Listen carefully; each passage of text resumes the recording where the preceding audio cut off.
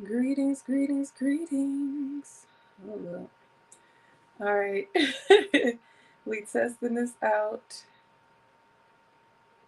Let me make sure I'm live.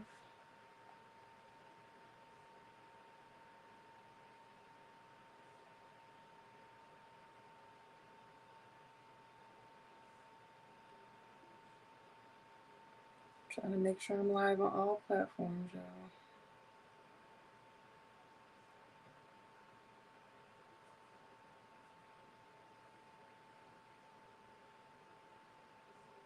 Okay. So we live. All right, I'm testing this new platform out, y'all. So we are live on multiple platforms. So I just wanted to make sure it was working. And give me some grace as I am testing out these new platforms because I'm having to do all the back end stuff. And this is my first live doing it. So just give me some grace. Hold on. Let me see here. Okay, cool. I could hear you, but I don't think you could hear me. Okay, I can hear you now. Can you hear me? Okay, cool. I was like, oh wait, I'm away from the computer right now. I'm still set it up. Take your time. You're all good, but it's all good. Okay. So yeah, once we how long? I mean, do we are we taking like 5 minutes to orient and do all that before we get started, or are we jumping right into it? Yeah, I'm gonna take a few minutes to get some of the things that I need on here. Yeah, good. Do that. I'm doing the same thing. I actually changed spots when I saw I could get on my computer and do this. Okay. I'm like, oh, let me do that instead of my phone. So now I'm looking at the angles, the lighting, and everything, and seeing what I need to do to make it a little bit better.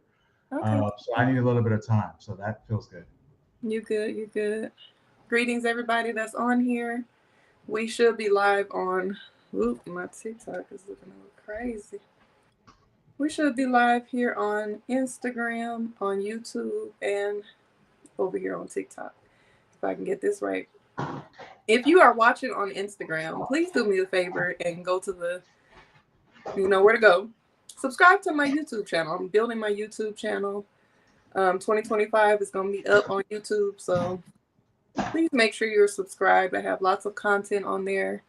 You have your, of course, the connection and conversations, which is what we're doing right now.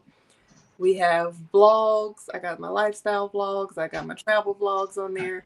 And I also have um, just some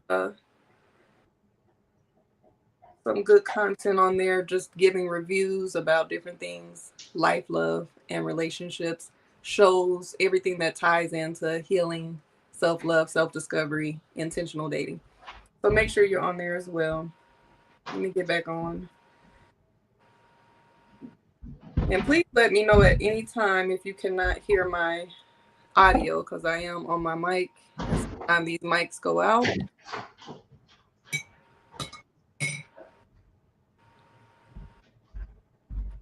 All right. So this is not doing what I wanted it to do.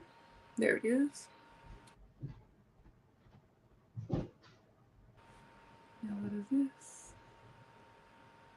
Okay, and I also want to make sure I'm able to see any comments that might come up. Oh, there they go. Good evening. Oh, you said okay. Let me hear your audio, Yusuf, because someone said that your mic is a little muffled. All right, let me go ahead and set that up. It sounds clear to me. I don't Now, know. but it's about to get even clearer. Okay. I'm excited. If All right, you're on how about now? Instagram, I can see your comments, so make sure you're commenting as well. If you would like to add to the conversation, of course, with comments, questions, concerns, feedback, you have the space to do that in the comment section. Make sure you are subscribed. I'll be making sure that I go back and put in Yusuf's information as well. So let me know when you're ready, Yusuf, and I'll get us started. Yeah, I just first and foremost, hello everyone. Thank you for having me. First and foremost, I am new to this platform, so I just want to let you know what I can see because I can only see the StreamYard and no content from anyone in the chat. I do not see any of that. So I Okay. would like to see it. So is there a way I can like which social media platform should I log on so I can at Um, least be able to see what's taking place? so you can see, I mean, you can see YouTube or Instagram is probably where you're gonna be able to see the comments, and then I can tap the comments as they come up if that Okay. helps. No, I mean that might be a lot for you, so I'm just gonna put it side by side. And I think that also may help. For example, since I'm joining with my YouTube account will also be on there. Okay, cool. Let's see. All right, well, let me just get us started. I am Yeah, Osha. yeah, I'm ready. We can jump into it.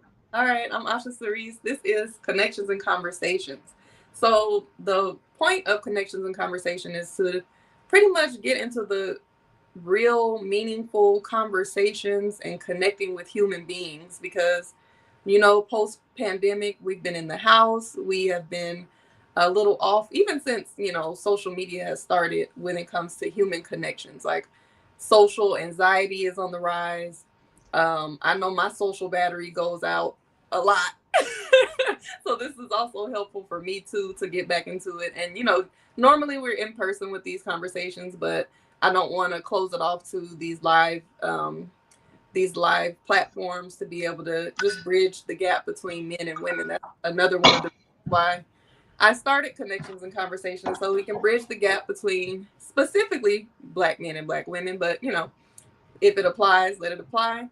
And the reason why Yusuf is here because Yusuf has been on before to Connections and Conversations, and we did it with our boy Vigilante. Shout out to him, his 30th Shout birthday. out Vigilante, yes. Welcome to the 30s, Vigilante. He's turned 30 yesterday. Oh, I didn't know that. Okay, I gotta reach out, give him a shout out. Yep. So, and we've been talking every time we see each other. We're like, we got to do this again. And so I was actually testing, for the people that don't know, I was testing this app that we're on right now the other day, and I didn't know I could be seen. I knew I was looking super raggedy. I was in the house. I'm like, let me get this stuff because I need to prepare to be able to stream on multiple platforms at once. And I'm like trying to test it out. Next thing I know, I saw Yusuf's comments coming up, and I'm like, oh, you see me? Hey. So I And let them invited know him what up, and we platform it just was had as well. What platform was it on? that was YouTube. That was Yep. this. Yeah, it was YouTube. And so because Instagram, it let me test it out without being seen, so I Yeah, assumed practice for a mode, while right? it was doing that for YouTube too. But I'm glad you did and you came on, and what started out as just like a test turned into like a candid conversation of over an hour. And I was like, this would be a great conversation to have, live, to let other people see. I know we were live at the time, so if you didn't see it live, it's private right now. But I wanted to bring it to multiple platforms because I thought we were talking about some good stuff that needs to be heard by the masses. So before we get into the conversation, tell the people who you are, where you from, what you do, and any fun facts that you would like to share. Yeah, definitely. First and foremost, hello everyone. Yusuf Corley here. I've been living in the Atlanta, Georgia area for 2 years now. December 1st marked my 2 year anniversary, so I wanted to just make that announcement. Hey. Who is Yusuf? I like that question because depending on which circle that I'm in, may derive a different response. But I've been able to sum it up into a couple of pieces.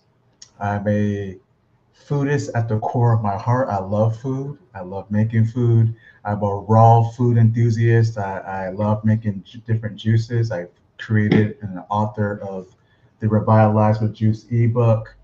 I do a monthly juice feast each month. And I also love to travel. I've been to over 70 countries.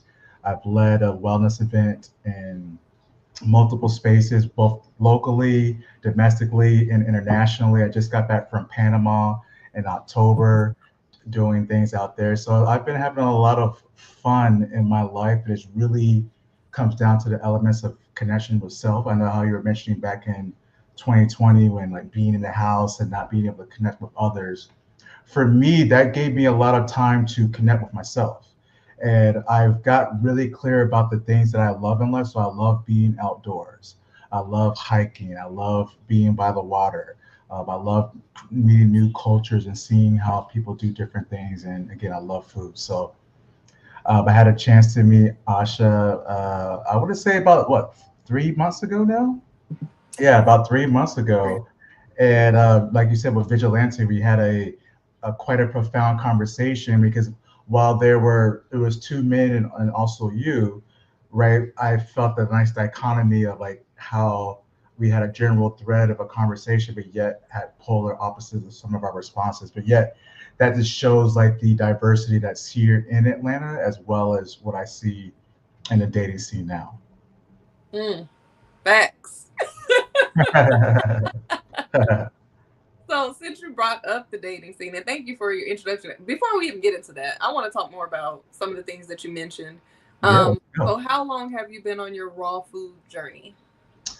March of 2022. So I'm on month 21 right now. Uh, what's beautiful about this journey, and I'm glad that you asked me about it, because I'm really excited about it.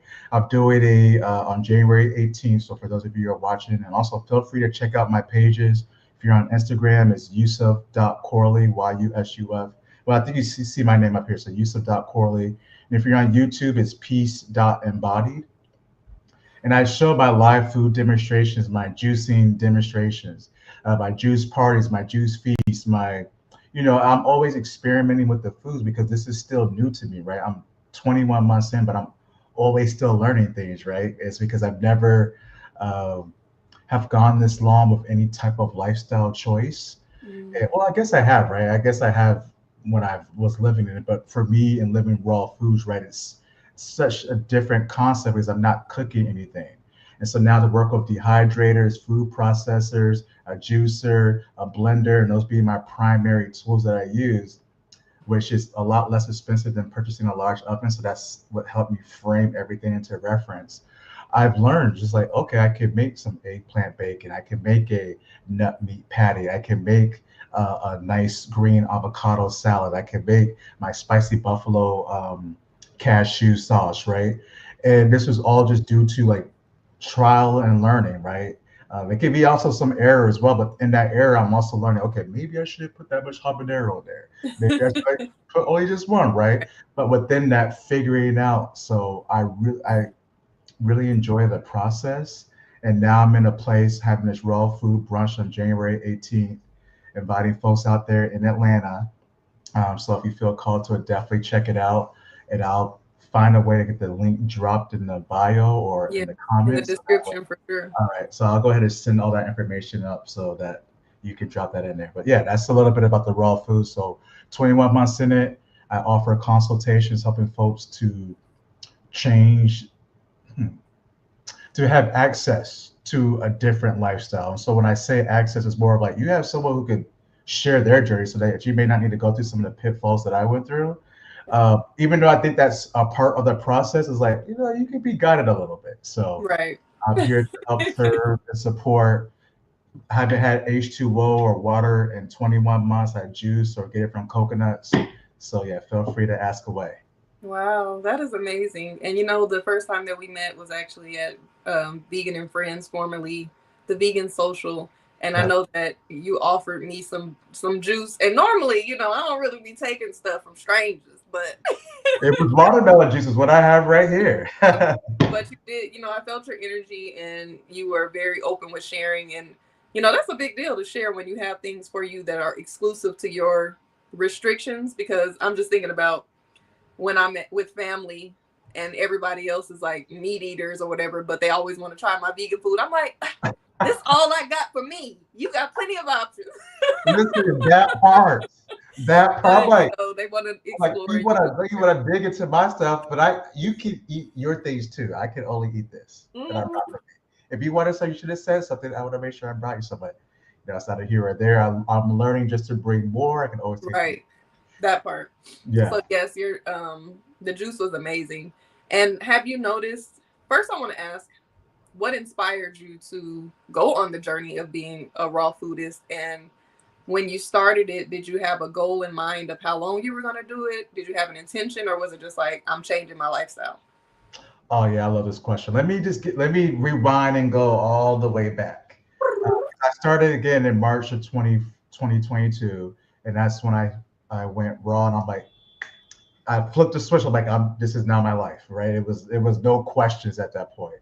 Mhm. I grew up uh, in Winter Park, Florida, and that's right outside of Orlando in Central Florida. For you, those of you who may not know.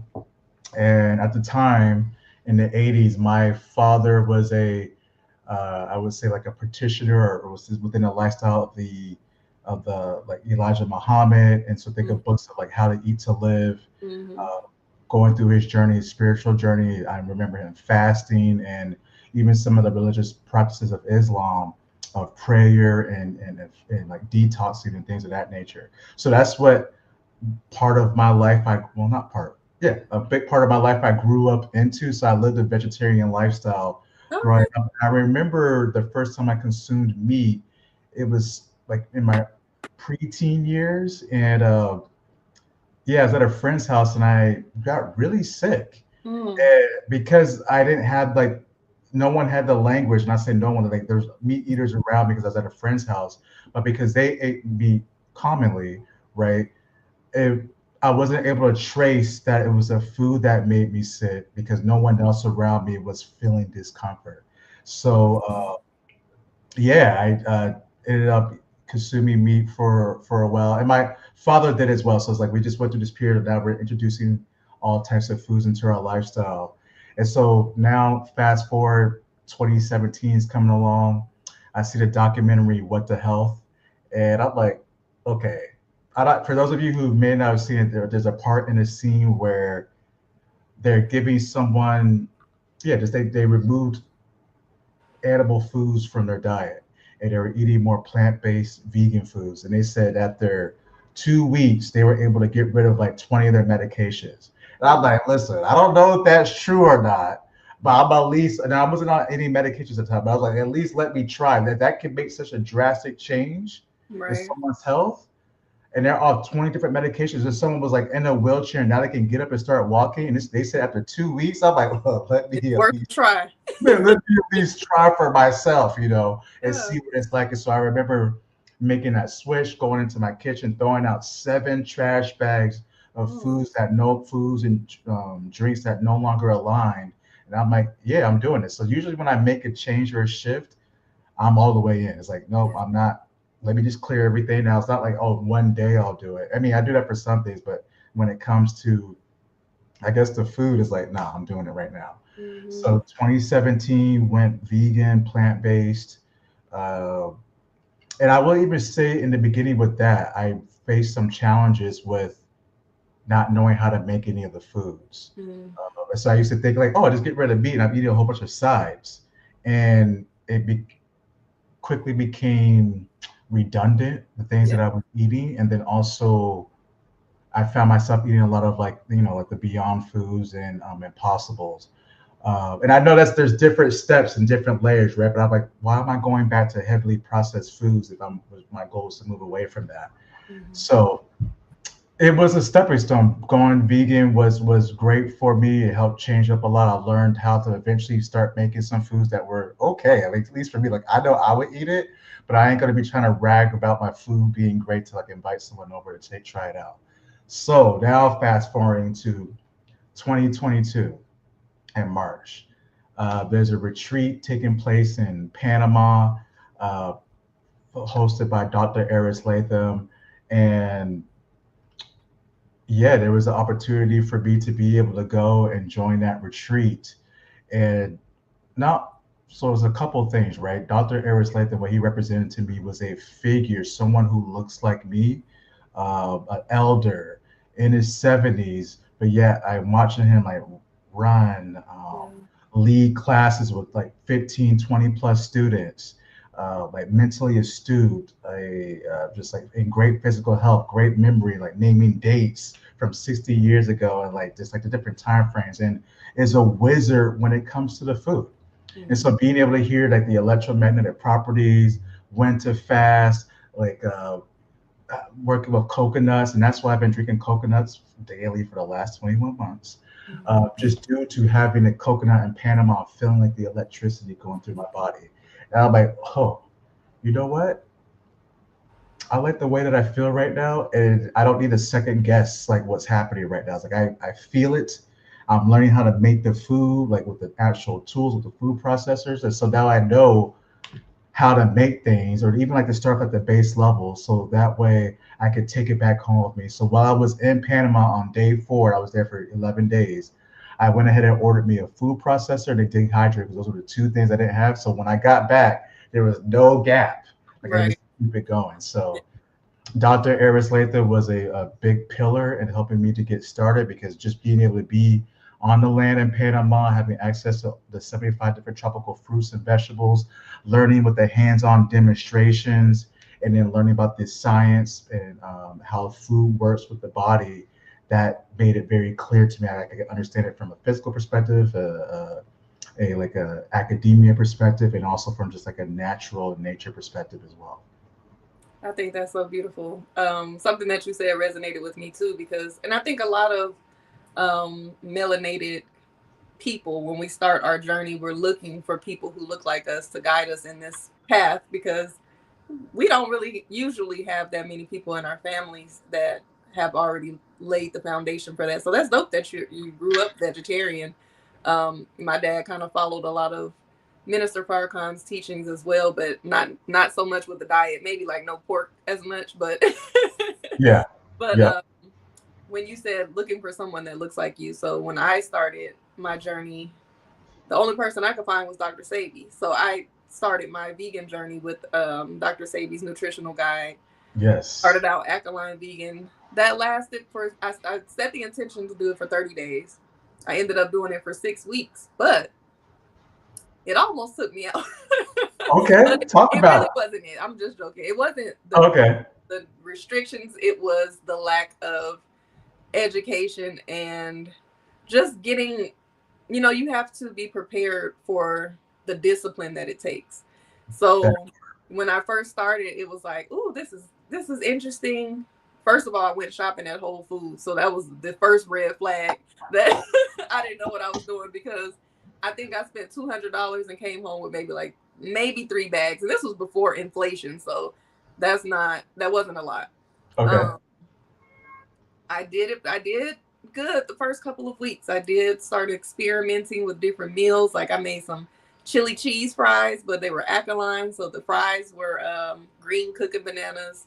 The the beans were chickpeas, and then I had like peppers and onions and all the things that was on his list. And then I made my cheese out of walnuts. So I was, being very innovative and all of that first few weeks.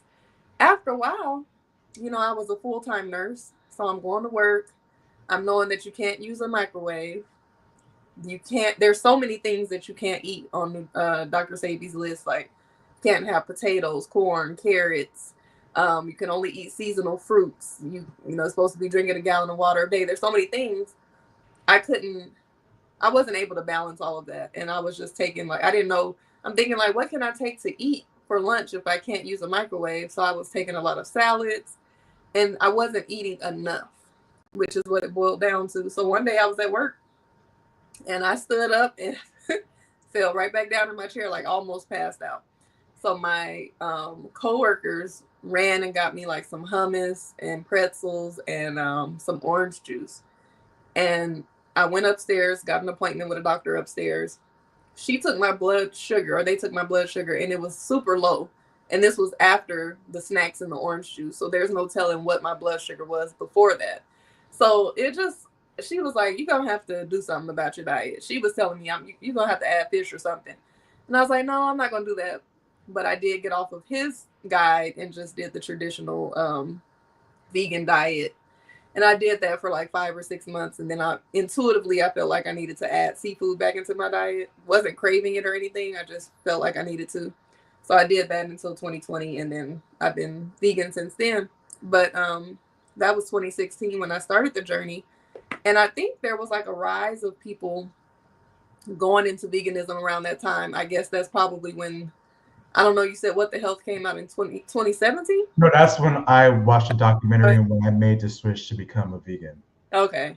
So Yeah. yeah, I think a lot of people around 2016 and 2017 had that epiphany or had some type of exposure. I know I looked at like some old Facebook posts, and I was asking about veganism or vegetarian, diets probably Okay. about a year and a half prior to me trying it. I don't know why. I don't remember why. But I was asking other people if they had, tried it and they hadn't. Um, and then that I started out the end of that year.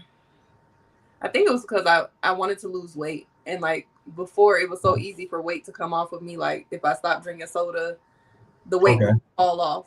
And it wasn't working. So I'm like, okay. What were I the years of this time frame so that way I could just like put it into perspective? Because I know there was a point where I'm like, oh, if I just stop doing this one thing, right, then I'll just like regulate. But then it's like, hold on, it's taking a little bit longer, you know? Yeah. Yeah. I think by then I was probably 26, 20. I was in my late 20s. So it was like that early 20s metabolism wasn't hitting Okay. no more. Yeah, yeah. So I was like, I eliminated pork. I eliminated pork and soda. And that really didn't work. So then I went on ahead and went all the way vegan. And then of course I added seafood back for a few years. But I think that having things like ebooks and things like we both have ebooks to help people, like you said, the journey, you're gonna have your ups and downs, everybody has their own individual journey, but it's helpful to have somebody that's been through it that can tell you you know can tell you the good, the bad, and the ugly, I like to say. Because let me ask you about the ugly parts of your journey and I'll share some of mine. Did you have any times during your vegan or raw vegan journey so far that it's like, is this the best decision that I'm making for my body or for myself? Because this is not feeling right. Yeah, I love the question. I'm taking a moment because it's like, well, what was the moment where I'm like questioning? So physically, and I just want to also offer this up for those of you who are watching on both Instagram and YouTube. Feel free to drop any questions you might have for us in the chat, but also where you're like calling in from. Like drop in your city, your state, or your country, wherever you're calling in from. Happy to have you all here. But yes, to answer your question in regards to like challenges and things that will make me question the lifestyle. And I would have to say it would be similar to when I made the change and stop drinking alcohol. So in Mm-hmm. 2017 as well, around that time frame, maybe it was in 2017, but maybe 2019, 2018, or 2019 time frame, I also made a decision to stop drinking alcohol. That wasn't the last time I had alcohol, but I made a choice to stop drinking. And I realized there was a lot of community, there was friends, there was like relationships and events that I was a part of that I didn't know like how much alcohol played a factor. So like going to either like house gatherings or to a restaurant or to like like a lot of the activities dealt with alcohol being involved. And so when I stopped, that really didn't leave me with many options to hang out with a lot of my social groups because that's what it was a part of. And then I realized like, oh, I'm the one that's out the group now, and I'm like had to really like think about that because it's like I was once doing a lot of different activities that I thought felt aligned for me until when I stopped, and then I had that space of like, okay, I'm not talking to anyone. It's feeling a little lonely right now. Everyone's doing things, and I'm over here just chilling in the house, being a homebody, which I Mm-hmm. love.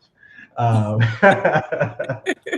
and then I, the creativity gets a shine, right? So I'm looking at some of the stuff I have behind me, right? I'm like, let me get creative, right? Let me start to work with some of the things that I enjoy. So I have this dragon fruit in front of me, but I'm using it as an example. Like I found new interests, right? Right. And so I went through a period of like severing the old version of myself, the one that would go out and drink. And it was similar to now going from vegan or plant-based. I say more plant-based than probably vegan because I still wear like ostrich leather shoes and stuff like Right. belts, stuff like that. Mm-hmm. So, but living a plant-based lifestyle was similar because there's in Atlanta they have Tassili's has raw options. I think Living It Live's another restaurant, but outside of that, there's not really many options in Georgia, well, in Atlanta. And then also for me, because I'm only focusing on like nuts, seeds, fruits, and vegetables. Like not, I don't include mushrooms. Like my diet may be considered more restrictive, even though for me, like I got bok choy. I got the green Panamanian papaya. I have sour sop. I got chicoria. Like, I got so many options to where it's like I have a lot of things that I get to consume when it's not seen as being restrictive. So Mhm. now to finalize it, right, is that I make pretty much all my food. I make all my nourishment, and because of that, I've learned a lot, right? So some of the ingredients I have right here, you know what this is? Is that a burro banana or is that a plantain? Plantain, correct. So I have plantain. I have some peppers, red and yellow peppers. I have some peppers from my tower garden, my hydroponic tower Oh, garden they're beautiful system. too. Yeah. Yeah, I'm gonna have to come shop at your house. Yeah, I was saying, right? I got some rosemary Yeah. and I have this orange. And what people have been asking for is, Yusuf, what's the recipe for that spicy plantain wrap you make? And I'm like, okay, guys, okay, I hear y'all asking me, let me make sure I prepare a good one. So I have all the ingredients in front of me. And when we finish this call, I'm gonna make some more of the spicy plantain wrap. So it's coming soon, y'all. I'm gonna be making some more. But with that said, Asha, is that I have the opportunity like to try, make new things, experiment, learn if okay, if I put it in a dehydrator for 12 hours instead of 10, it has a different consistency, right? So which one feels like a wrap that I can fold and which one is more like a tostada, right? So it's like there's levels to it, and I'm enjoying the process of like documenting it, like recording the results, like taking notes. And so it's like I'm having fun with it, and that's what's allowing me to push past the times that feel like discomfort or challenging or restrictive within the lifestyle. Awesome. So what I'm hearing is that you shifted your mindset and your outlook on it, and you found the joy in it and the childlike wonder and curiosity to keep it fun, keep it exciting. And One yeah, one that hundred definitely percent. helps. That One definitely hundred helps. percent. Yeah, I think it's fun. I believe that becoming plant-based definitely makes you more creative in the kitchen. I don't I was gonna say I don't think, but I definitely wasn't as great of a cook before I became vegan, or maybe I didn't put in as much effort. Um, I saw, you know how on iPhones it pops up like old pictures in your phone, featured photo, Yes. something. Yep. So one of these pictures popped up. It was like my go-to meal when I was first a new adult, you know, living by myself, and even when I still lived at home with my people, with my Okay. Okay. family. It was like fried pork chops, canned yams, Yeah. and greens, Yep. macaroni and cheese from the box, Okay, for the boss. Okay. and some juice. And So the I think I was, stovetop mac and cheese in. yeah, yeah. Okay. And Okay. I just thought I was killing it with it. Whenever that meal came out, like I was a chef. Like nobody could tell me. Yo, I know that. I know that feeling. I love it. I love it.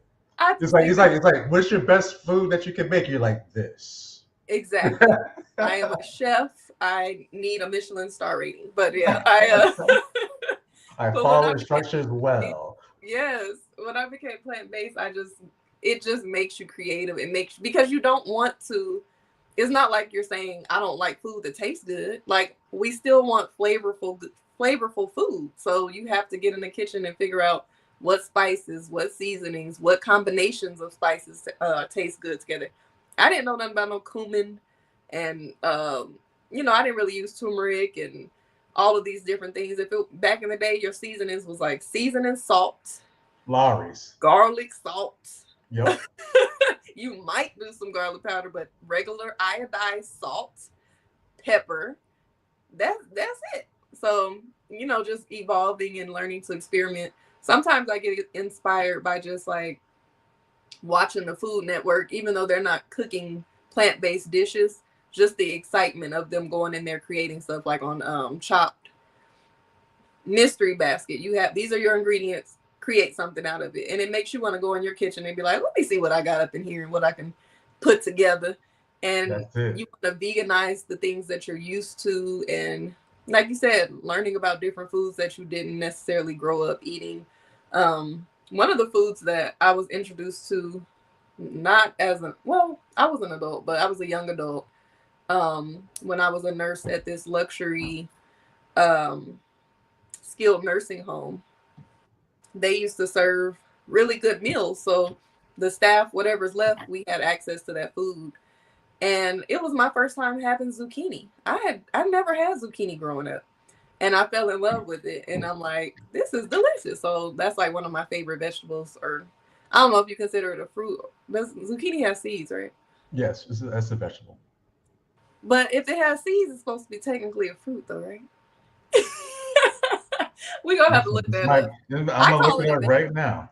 I call it a vegetable, It's but a I squash, so a squash or fruit or a. I'm looking it up. This is please what we do. do. Because Oh, I it's a fruit. Yeah, yeah, yeah. like to be correct when I call it a vegetable, but I think technically since it has seeds, It it's a. is. Yeah, it is a fruit. But yeah, zucchini is one of those ones. But like again, just getting creative in the kitchen because you don't want to just be eating. Like people think, oh, you're vegan or you're plant based. All you eating is salads and rabbit food, as they like to call it. No, I eat good, and I Yeah, will say that definitely check out my page if you think it's yeah. only salads. Your visuals of the beautiful food that you're creating is amazing. I started off. I feel like I was one of those. I don't know if I was the one of the original girlies, but I feel like I was pretty early in the game when it came to like cooking shows. Like I see a lot of women now cooking in their kitchen and they're dressed up real pretty, like the Nara Smiths. And there's another lady that I love her content, but I can't think of her name right now. She's dark skinned. I think she might be from Liberia, and she cooks for her Okay. husband all the time. I think her name is Christine. Beautiful feminine women dressing up, looking beautiful in the kitchen. And I started doing that in like 2016. If you look at my damn near vegan YouTube, I had my cooking show and I would be dressed up and I would be in there cooking. And that was my vision, but I didn't continue with it. Not that I can't bring it back, but I feel like if I would have continued with it, I would have been one of the OG girlies for the dressing up, cooking in the kitchen. Yeah, I appreciate you bringing that up. Like being one of the OG girlies in the game, and if like you said, if you would have kept it up, you would have been one of the front runners for that. Uh, I so I never really enjoyed cooking, Mm. and I know the reason why. So let me share a little story with you all.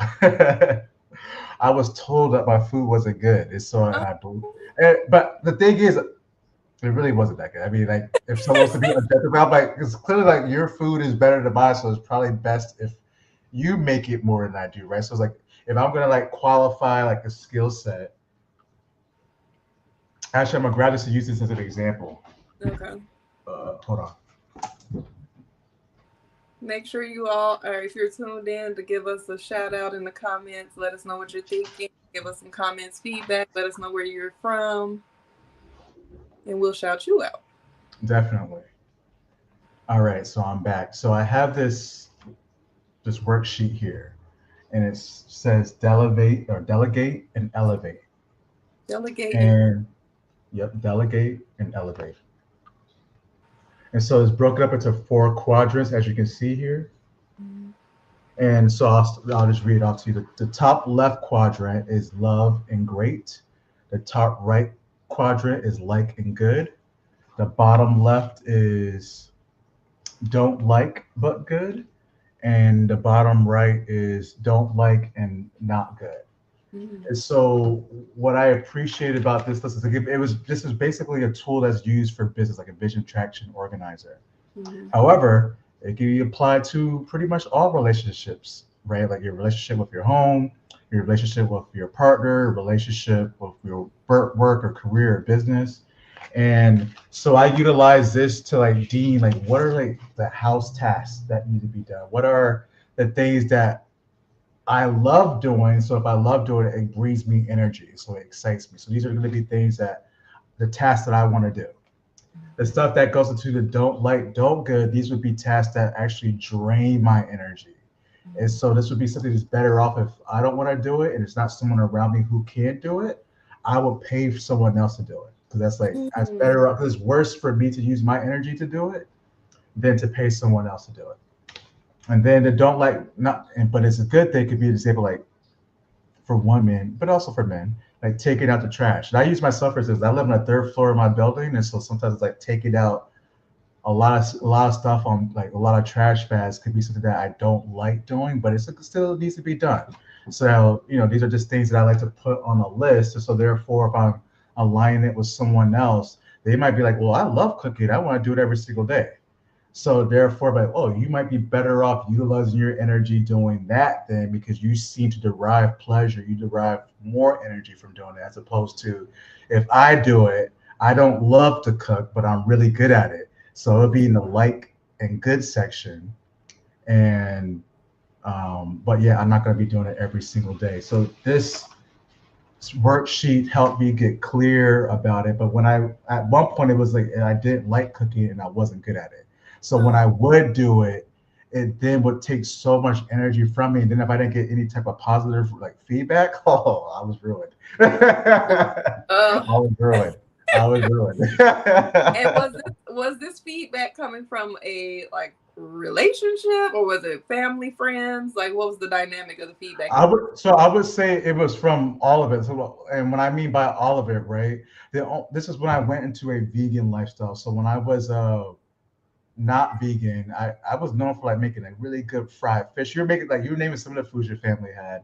I made like so like fried like in college, like back in the FAMU days. I would have Mm. like the seafood, fried seafood party. I used to do some things.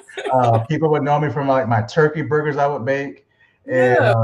I would throw it on the grill. So like I used to make an assortment of different foods that I knew how to make really well, at least that Yeah. I thought so, and people would give me feedback from that. But when I transitioned, like the side dishes or like making the things like healthy, I didn't know how to do that, and so therefore it was like start seasoning up well, but I learned I didn't need that much seasoning for things where sometimes I think things are overly seasoned. So I had to adapt to different people's palates.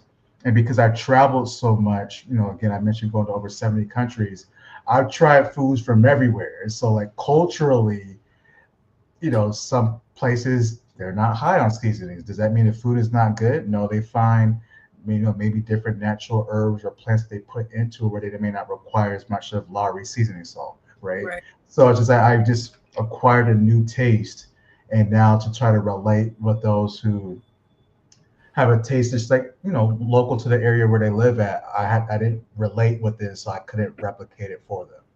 Yes, that makes sense. Yep. Where did you get that tool? Did you create that tool, or was it given to you? The paper. So this was a business like training tool. So it's VTO Vision Traction Organizer, and I mentioned like I do juicing, raw foods. This is for a brand that I was supporting as a consultant, and it's a skincare line. And so I was helping them with their like 5 year plan, but breaking it down from 5 years to 1 year to 3 month plan. And then for your 3 months, what actions are you starting today to start to Mhm. line you up with your revenue and sales? So my background is in corporate finance, financial planning analysis. So for me, like making money, tracking money, managing risk, all that is my skill set that I was trained in, even though I'm not passionate about it. I'm really good at it though. It's like, oh yeah, I do these things. Like I'm cold at it. I'm so cold where I can make it a relational thing. It's like I see the value in how these things all connect. Um, but yeah, that's the tool where I got it from like a business consulting perspective. Okay, I never knew that about you, so I'm learning something new about you. I didn't know that your background was in financing and consulting and all of the things. A lot of us in the space, in my immediate circle, like we may have went to school for certain things, or have had a career in whatever field, but now we've like shifted, or we've added on to those things, and we're doing things that are more aligned with our passions and our purpose. So, I know, Latrice, she's a pharmacist, and now she's, running Latrice, the yes. original Cowboy Club. I got people that left different careers, and it's just like, I was a nurse for over 10 years, and everybody's looking at me like, what are you thinking? What are you doing? And I'm like, I'm just being, like, I'm living and trying to figure it out myself. And I think that with business and entrepreneurship, it is spiritual for one, and then it's also a form of self-discovery, because you really learn a lot about yourself and about um you know, your energy, how you manage your time, your discipline, your self-esteem, your confidence, your ability to create systems and stick with them. And it's a lot sometimes. It's definitely a lot, but I think that's interesting how a lot of people are kind of shifting away from what we've, been educated on, but also blending it in with the passions because I use my healthcare background a lot when it comes to um, mental wellness and holistic health and all of those things as well. So it all makes sense. It all comes together. Absolutely. And what I appreciate, by bringing in like your formal trainings or one could say like career trainings, that's what my background supported me with. It's like, okay, I know when not only working in corporate America, but again, I keep saying traveling to over 70 countries because I use the aspect of each place that I've been at presented a new experience, something that I've never witnessed or seen before, maybe on TV, but like many times the things I see on TV are not exactly how it appears when I get there. And Mm. so, uh, yeah, when I was in the UK, London, and I was going to a program. I was working for Discovery Communications at the time. So think of like Discovery Channel, the Oprah Winfrey Network. And I worked with teams, like international teams, going all the way to like South America, Asia Pacific, India. And so I would be on phone calls from like 6 a.m. to like 6 p.m. every month doing things like that. But with that, I one developed such a global perspective of one how commerce and business moves, Mm-hmm. and the key questions that like from a CEO level, from like a divisional or a country level CEO questions from, and I'm like the analyst at the time. So I'm like, okay, here's the conversation. Like I'm at the I have a seat at the table, and Yeah. so I can just get to listen and hear like what are like the important factors. And so for me, now when I step into different rooms, because at one point I'm delivering hundreds of thousands of dollars to like the local nationals in Kabul, Afghanistan, and Port-au-Prince, Haiti, because I was a finance manager, and you can Mm-hmm. only pay the staff by like dollars. They didn't take like electric transfers and things like that. And so for me, being able to know the questions that were being asked in order to like present business cases, like I've always took that with me. So now when I'm doing any type of initiative, sometimes people say, "Oh man, you're very organized." I'm like, "Oh, I'm just asking basic questions." Like to me, that's what it feels like. Right? I haven't even brought out, my whole proposal template.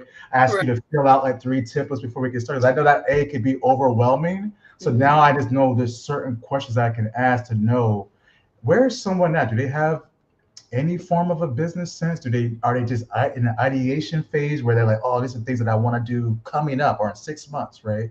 Are they Mm-hmm. actively doing it right now and therefore they need support? And if they need support, let me ask them in what ways they could be supported and can they name it, right? And so I have, like, especially living in Georgia, I've learned to ask specific questions Mm-hmm.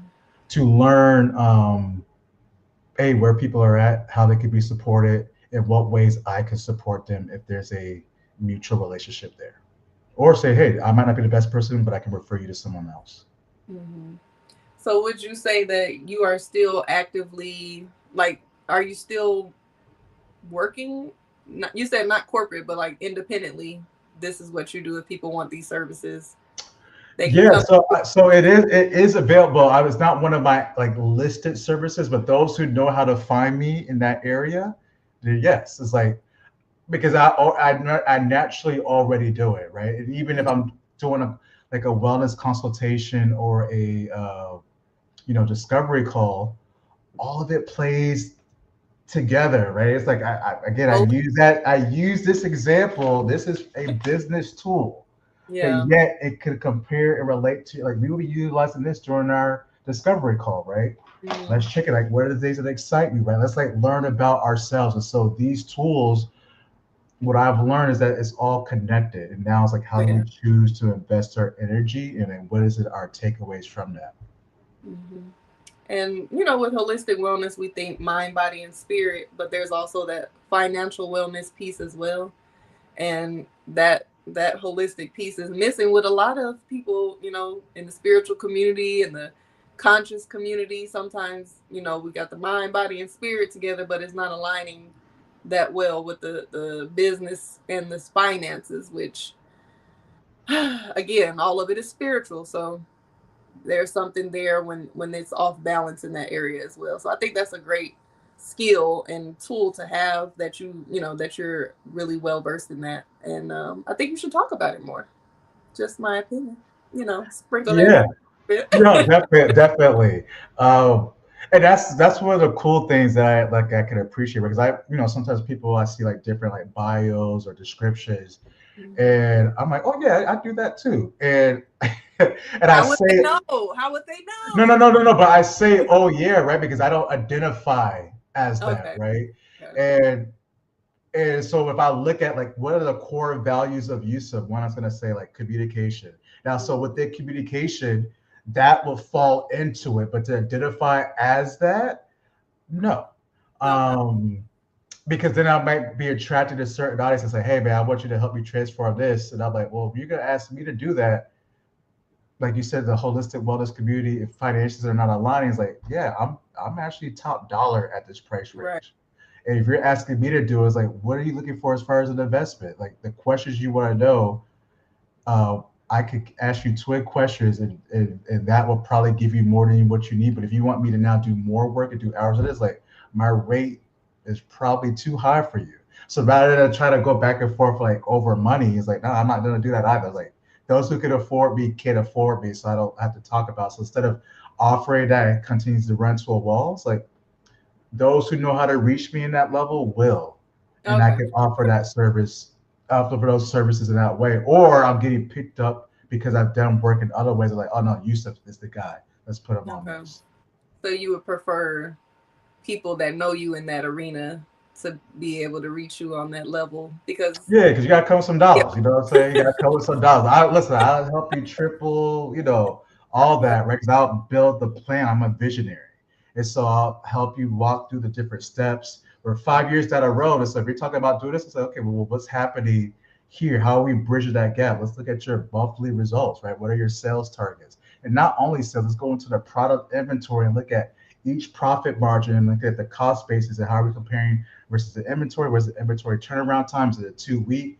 How's your inventory coming in? Is there any delays? Right? Let's list out the risks. Let's list out the opportunities so that we can start pinpointing who's doing what. Is it only you? So if you get sick, then what happens? Right? What's the strategy behind that? Right? Yeah. So again, there's levels to it, and I actually enjoy doing it. But it's like who who's ready to go there? And then if you're ready, well, let's go all the way.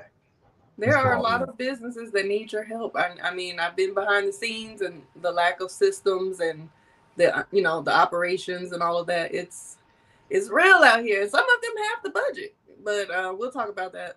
You Yeah, know, I definitely do referrals, but do referrals. I can speak more to yes, that at yes, another time. that's definitely needed. That's a beautiful beautiful skills you got there. I just think more people need to know about it. But like you said, you have a network of people that know about it. But I think I have some other suggestions we'll talk about offline. I So appreciate it. we were talking about. I wanted to say that I noticed that you said that you started your journey in March of, what is it, 2022. 22, and I started my journey initially March of Cap, 2023, cap. 16. Oh, 2023. Yeah. Okay. And I was thinking, when they say, I don't know what your feelings are about it. They say the new year, January 1st or whatever. But then when we think about um, spring being the new year, and usually the first day of spring is in March, like the spring equinox. Yep. And a lot of times, that's when it's time to birth new things. The plants are growing, life is coming back from the reset of winter and all of those things. So I know we talked about on our little candid live the other day about how sometimes we can feel so rushed to have all of these things prepared for this new year of January 1st. And I was telling you that I kind of, I've been in my little hibernation mode since really November.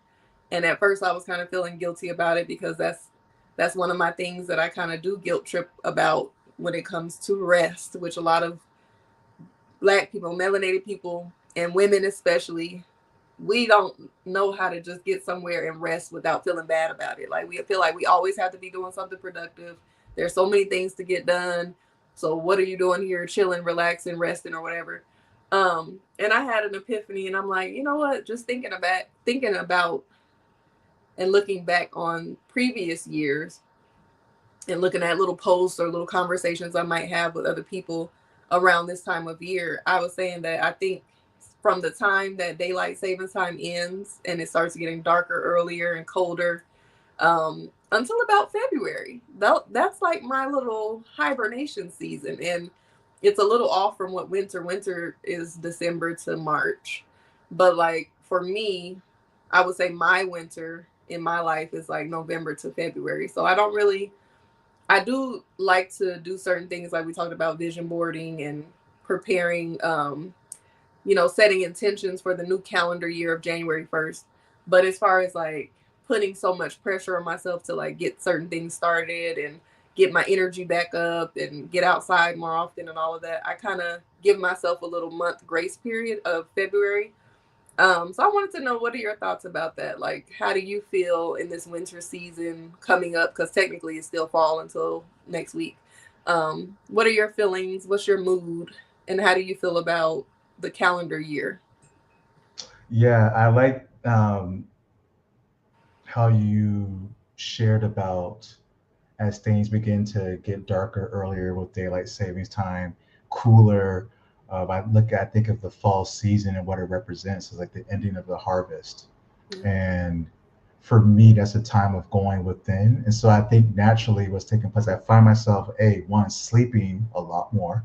Maybe I'm not, okay, let me take that back. I might not be sleeping a lot more, but my sleep schedule has Yeah. not been regulated. And so therefore it feels at times I'm sleeping more, even though there are irregularities in my sleep schedule.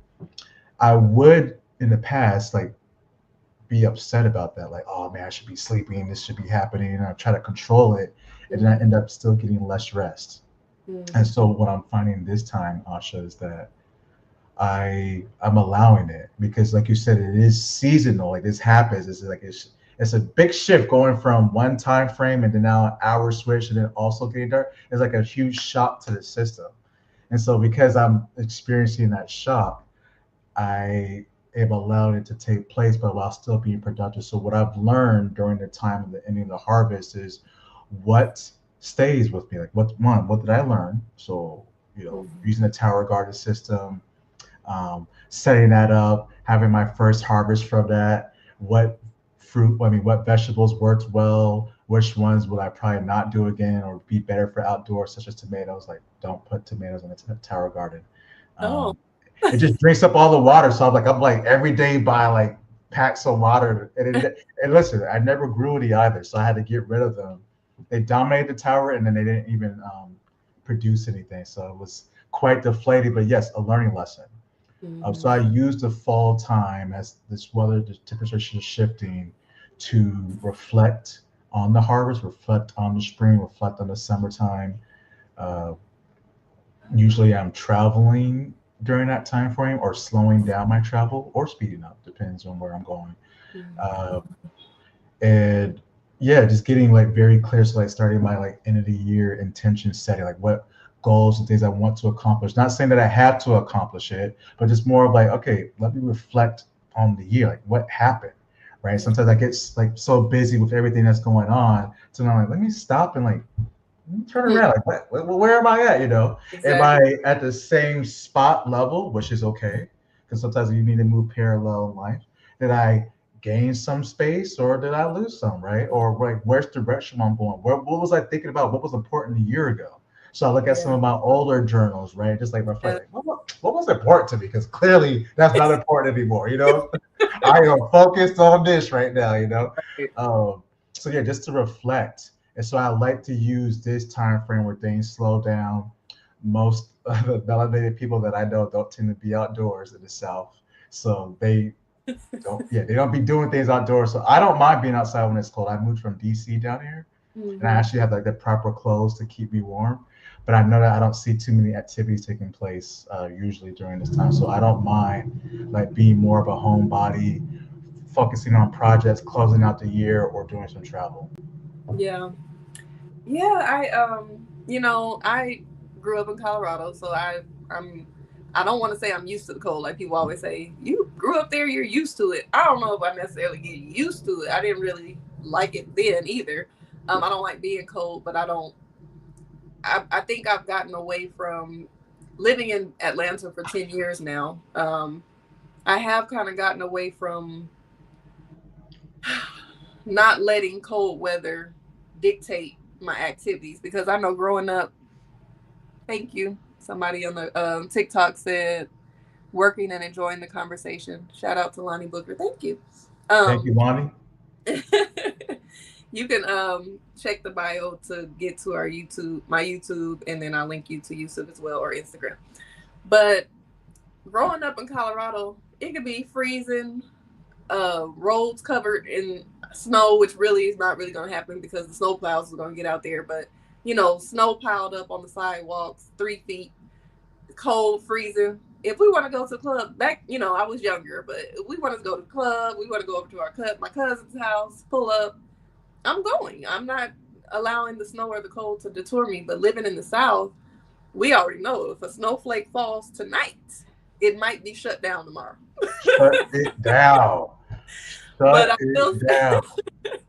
I will say that I made the intention. I don't know if it was last year or the year before to not go so much into hibernation mode. Like, of course, I am in a little bit of hermit mode, like just getting rest or whatever, but like not spend the full season indoors because I think a lot of us that's how we miss out on life. Like you're like living for the weekend, living for the summer, living for a big event, and then you turn around and you're 50 years old and you ain't did nothing. So I set the intention to still get out and enjoy life even in the winter. Like of course I slow down a little bit because I am a summer baby. I love the summer. I love warm weather. But um I believe it was 2 years ago I did like I had a me time Tuesday that I used to do. So I would go and just spend the day doing something, a solo date or an activity, whether it was a hike or a nature walk or taking myself out to lunch or dinner or whatever. I love that. And that was helpful. And then that was 2 years ago. Last year, I would do weekend recap vlogs. So in order to have an interesting vlog, you got to go out and do something. So that kept me motivated to go do something in my weekend to make sure that I had something interesting to share. And if you're on my social media, you can go back and look there on both IG and YouTube, my little weekend recap vlogs I used to do last year. So just having something like that to keep you accountable for the intentions that you set. If you're not a social media or content creator person, having something in place that'd be like, you know what, on these days, I'm going to go out regardless of, of course, if it's severe weather, you got to shift your plans. But regardless of if it's cold outside or not, I'm going to go out and do this. If it's, you know, doing something, having an accountability partner that can be like, okay, you've been in the house for 5 days. What we doing? So I think having those things in place is really important to get through these winter months because, sad is a thing. Seasonal depression is a thing. Like we're not built to be cold and like not have sunshine and not have all the things that we need to keep our energy up. So it's important to get sunshine. It's important to get fresh air. If you need supplements, like I just had my tea, I added my little ashwagandha, working on my mood. And you have your ups and downs, but you get through it and you find ways that work for you to maintain your balance. Because that's all it is, just maintain your balance. um Speaking of moods, um I was having a conversation with someone that was kind of trying to court me or whatever. He was courting me, and he was mentioning something about like some of the women that he's met before being emotionally unavailable. And I thought about it and I'm like, am I emotionally unavailable? And I don't think I said that maybe I am, but I don't think it's emotionally unavailable because I'm very open with my emotions. I'm very vulnerable and I'm not afraid of intimacy and closeness. But I don't want to say a moody person, but I'm highly irritable, which that could be linked to other things too. And a lot of times I don't want to be bothered. So it's the introvert in me. It's a lot of things. A lot of things that make up me create this lack of wanting to be bothered sometimes. Introvert is one. Being a highly sensitive person or empath is another part of that because I'm always attracting and absorbing other people's energy. So sometimes I need time to release and decompress from that. And then I don't know if you know about human design, but I'm also a projector type. And projector, Oh, we need what a lot of rest. We need a what lot of type of soul projector are you? time. So I think I wanted to segue into that to say, like, when we're solo or single and we're able to have more control over our environment and the amount of time that we share with other people and how our moods are when it comes to interacting with other people, sharing space, sharing intimacy. What does that look like when we're dating and when we're getting into relationships with other people? How do you manage that? And do you have any? I'll go into my own thing after you share because I've been Okay. talking the whole time. But do you have any things that you notice about yourself, whether it's mental health, emotional health, or like attitude or personality type that you've navigated as a single person that you might have to adjust or reevaluate once you have a partner? Yeah. Let me. Hmm. What's coming up for me now? I'm learning. Part of me is like, do I want? Is this something I want to change about myself? Because I feel. Actually, I know the answer. The answer is no. I don't want to change this about myself.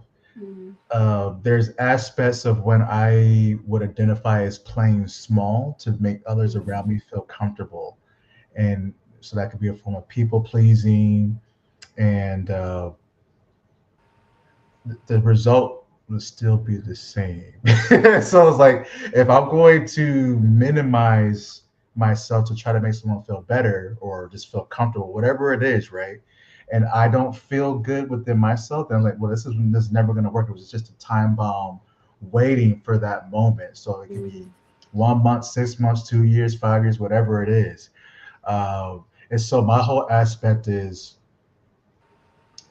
I'm going to be 100% me. And so you mentioned your projector. I'm a manifester, and I'm a 3-5 manifester, which is a martyr heretic.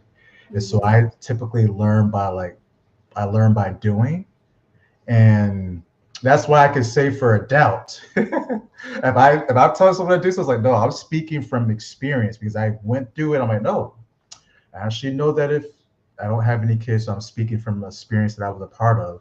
Mm-hmm. Uh, I know that if someone's going through a divorce and they're filing for custody for kids, these are certain documents that you better make sure that you have. Because if not, and if you don't have a lawyer and they're using a lawyer, these are different tricks that they can do to kind of snatch things up out of the courthouse, right?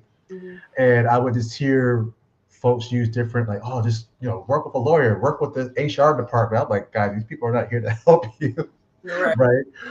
Ultimately, but it's like, well, who am I going to try to explain all this to someone and they may not understand because they don't know me? And now when I'm trying to explain it, it's like they think it's all this other stuff. So I'm like, you know what? I'm just going to shut up. But Mm. going back to it, I'm a manifester and being a martyr heretic, I, you know, I just do. I do things. I don't. I'm not looking for permission. What I do is inform someone what's going to happen. So I'm really good. That's why I think I'm really good with communication. There's aspects where, hey, here are the things that I enjoy doing. Here's what I don't enjoy doing. I lead off by saying that as an invitation for the other person I'm speaking with to also share that about themselves. But if they don't, that's also okay. Because now that they have this information from me and they choose to do the things that I don't enjoy doing, so I'll use an example of family. I'm like, hey, I don't really care about the family gossip or talking about this thing from like, that's politically happening. Like that's not of interest of mine. Yeah. If you want to talk about it, we can, but that might mean we'll have less conversations if this is all we're talking about. And so I just offer it. So I make sure, we believe I said it once, you heard me. And now it starts to happen, then we're clear. It's like, okay, we're just not connected, right? Yeah. But and on the flip side, they now know the things that inspire me, so like raw food, juicing, hiking, traveling, Mm. um, being in the water, right? It's like, well, I'm already doing these things anyway. So if you love and you enjoy doing these things, and now we're just meeting up at these spaces, then that's like the relationships that I'm seeking. I was like, no, why not forcing you to do the things that I enjoy, or you doing the things you enjoy? It's like you're already living at what feels comfortable for you, that excites you, and then I'm doing the same thing, and we're meeting at that level. Yeah. Yeah. I think that's when it comes to dating. I had asked. I Wait, I'm did. sorry. Let me. Can I? I didn't answer your question. Go ahead. The Go ahead. question though was there any like traits or attributes about myself that could be challenging to someone else? And what I would say would be like I hold people accountable. And, like accountability is one of my like core values. It's Mm-hmm. like no, I just expect people to do this what they say they're gonna do, and Mm-hmm. because you could also just say, you know what, I'm not gonna be able to do this, and like we have a conversation about, but like to say something and then okay, I'm like, all right, you said you're gonna do this, all right, I'm gonna go run a play. I go do my thing, I come back, expecting the play to be read, and the next thing you know, it's like, oh, nothing happened, and then now you're telling me now this all these reasons why. It's like, okay, okay, you got one time, like happened this time. Oh, it's a pattern. Okay, let me um, just be aware that this is a pattern, and so now my request of this person would be less. But that'll also help me to detach from them as well, because I know that they're not able to uphold the things that they can say. So, what does holding your partner accountable look like? Is that a conversation? Do you get a little spicy, a little angry? Does your voice get raised? What does that look like? Yeah, so I feel balanced during it. I feel like I'm pretty even kill, and that could be like I'm laughing, right? Because sometimes I hear the interpretation of something like that's not what happened at all. Are they saying that you raised your voice? Or are they saying that you're too, you know, how sometimes it could be a trigger for some women when the man is too calm?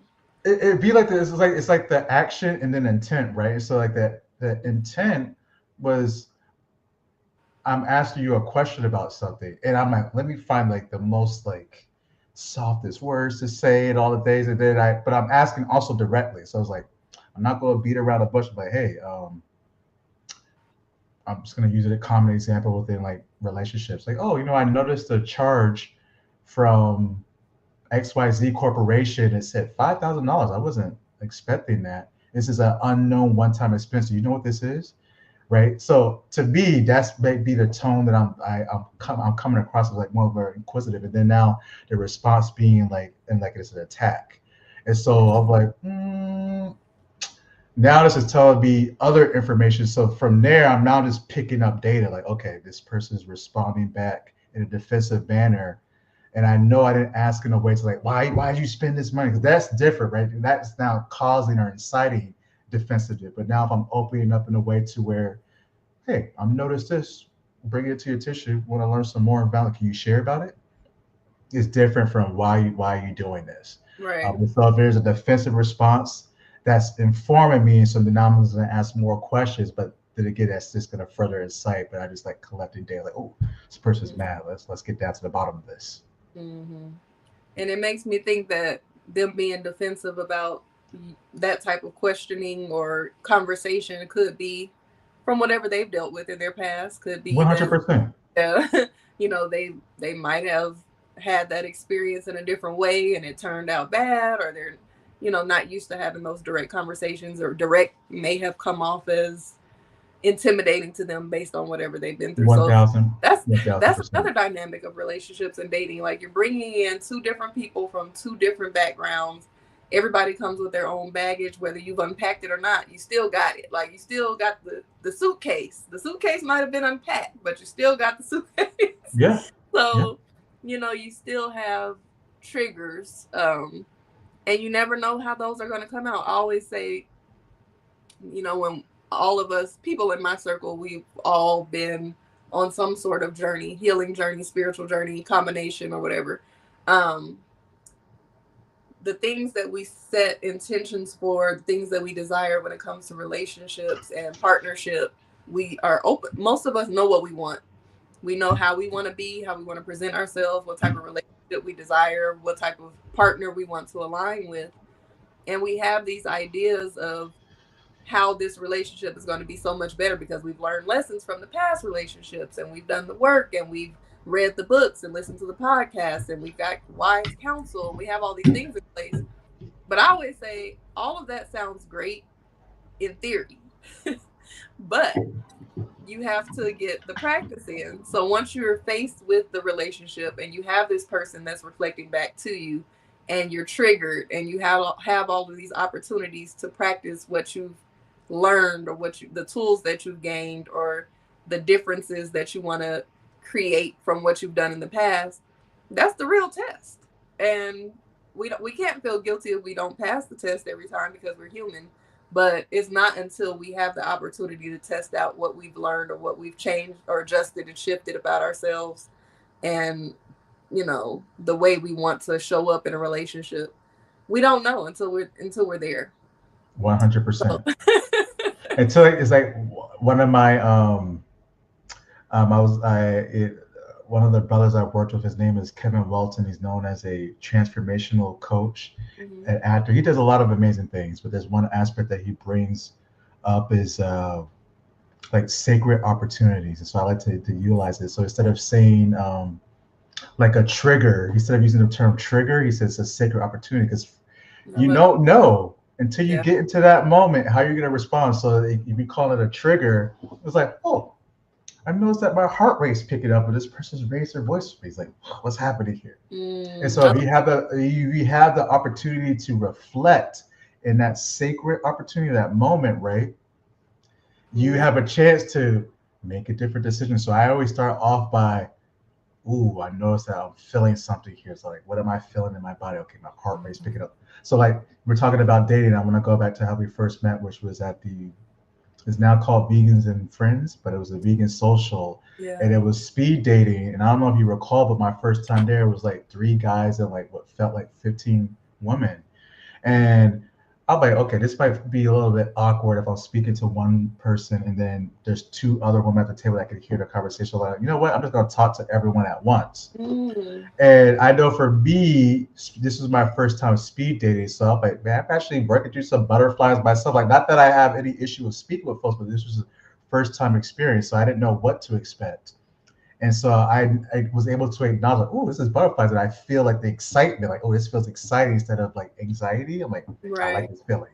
And because I Okay. can identify it now, I feel more power as opposed to, um, like fear. Right. And so like having that as an opportunity, I had an opportunity to like slow down, to breathe, to feel it, and even like to talk and share about it as well, which like made the conversation more wholesome. Mm. I don't. I remember. I remember. AJ, what's up? I'm just saying, AJ, what's up to AJ who just joined into the chat. Good to see you. I remember the first time you came. If you're new to my channel, you all, because I don't think I've announced it very much on my YouTube, but I do host speed dating events, and the speed dating event that Yusuf is referring to is at Vegan and Friends, formerly known as the Vegan Social. I don't remember it being that off balance, but just to let y'all know, it's every Wednesday.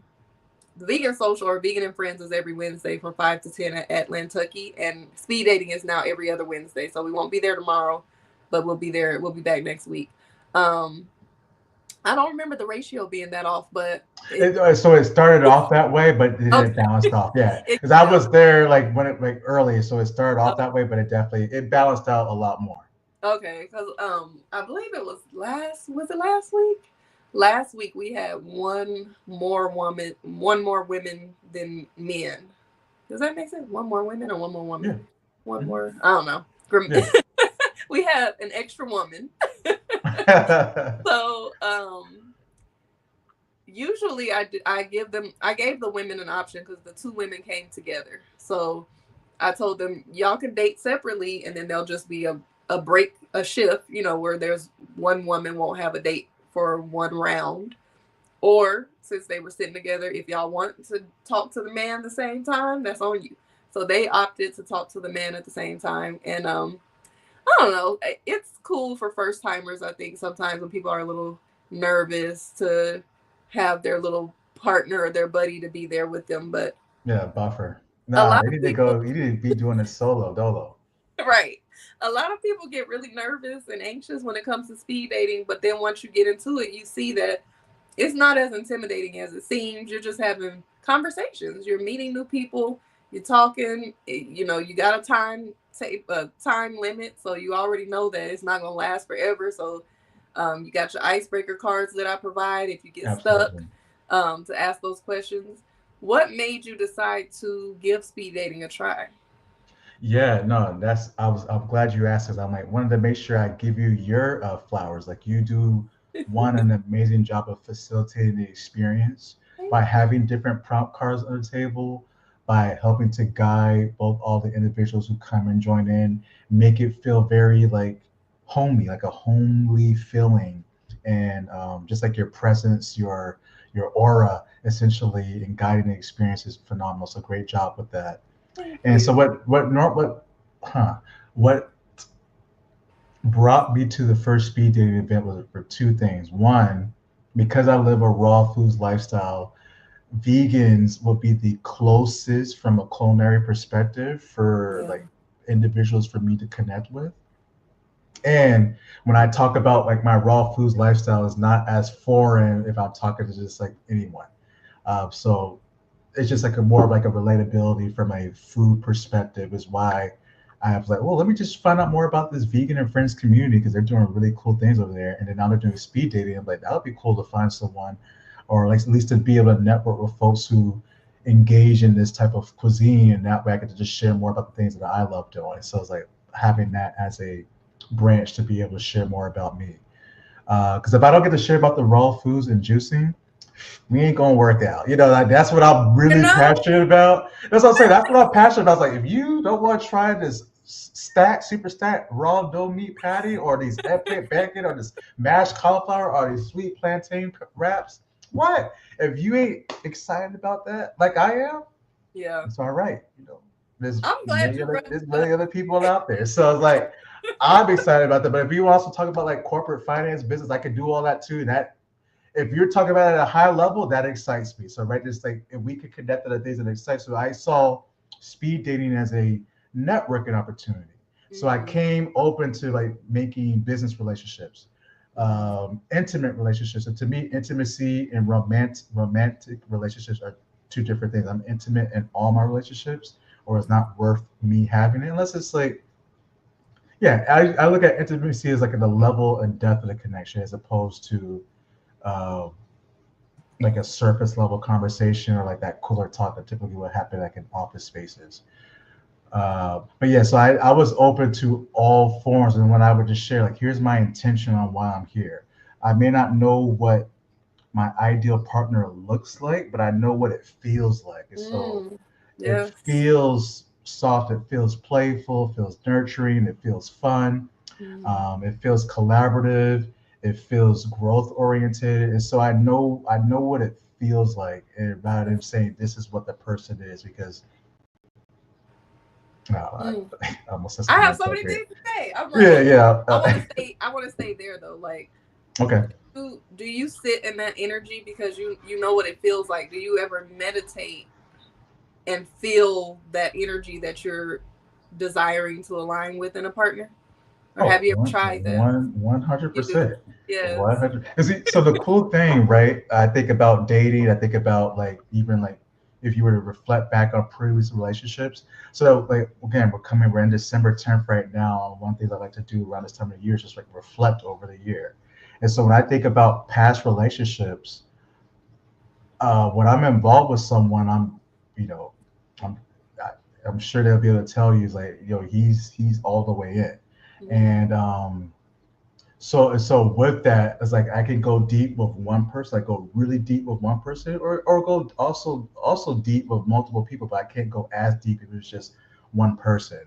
And so I Right. tend to have a deeply like I just know the things that I really like. Like, okay, here are the things like typical physical attributes that I tend to frequent, right? It's like, oh, this seems to be a pattern for me. from a like a education or even like a worldliness or mental aspect. These are qualities that I like. From maybe a spiritual perspective or a creative perspective, here are qualities that I like. But does that mean that it all is going into one person? Right. Maybe.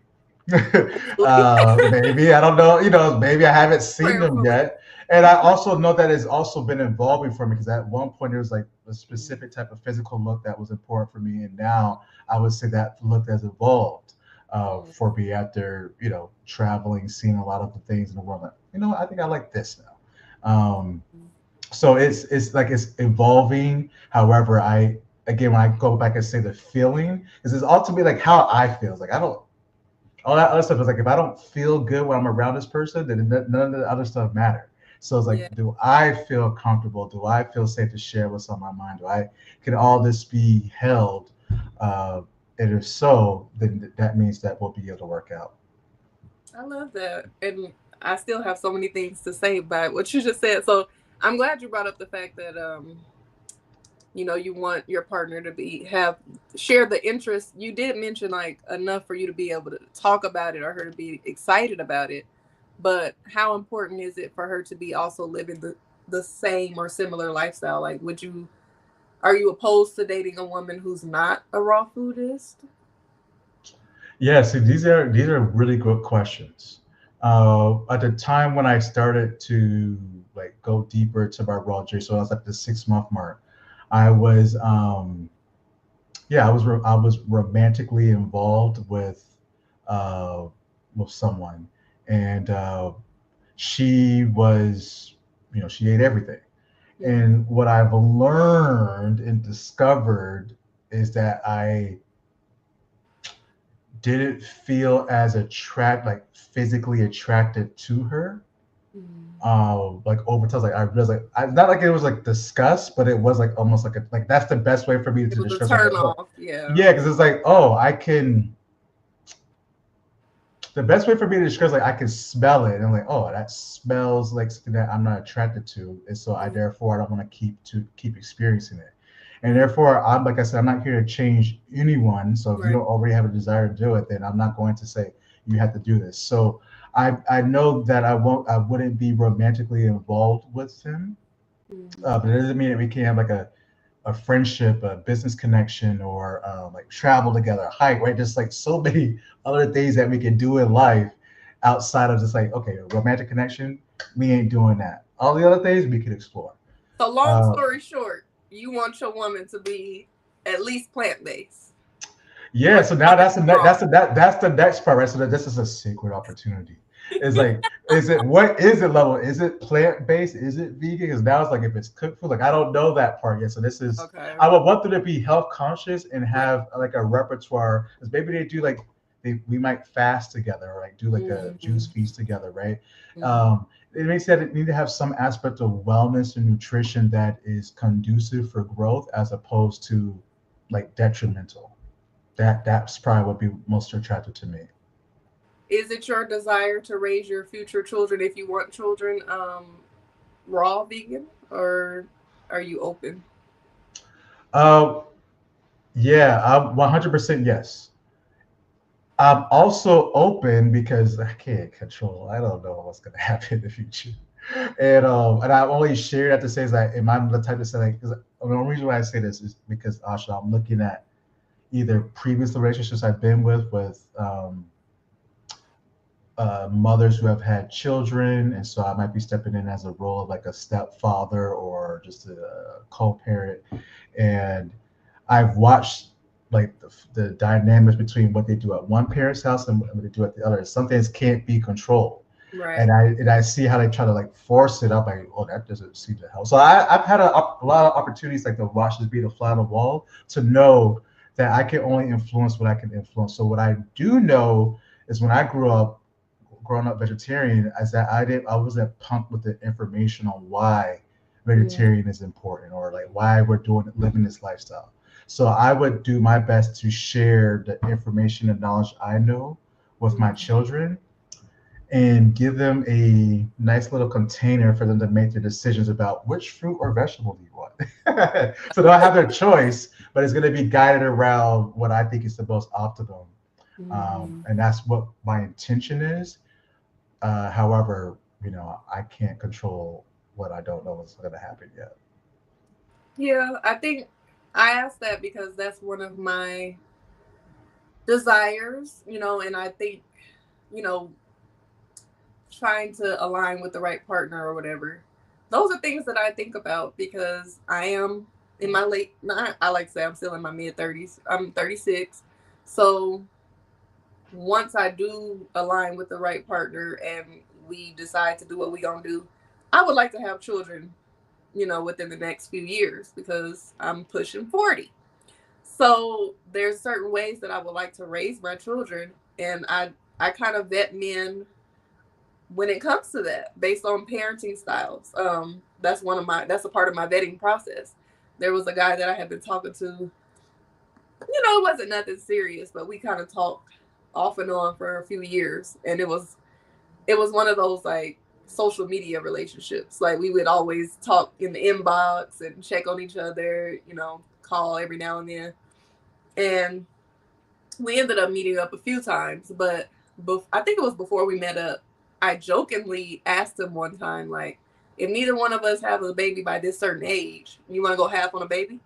That And was a so whole he time period. I responded, remember that. he responded and was like, "You laughing, but yeah, I would consider that because he felt like I would be a good mother."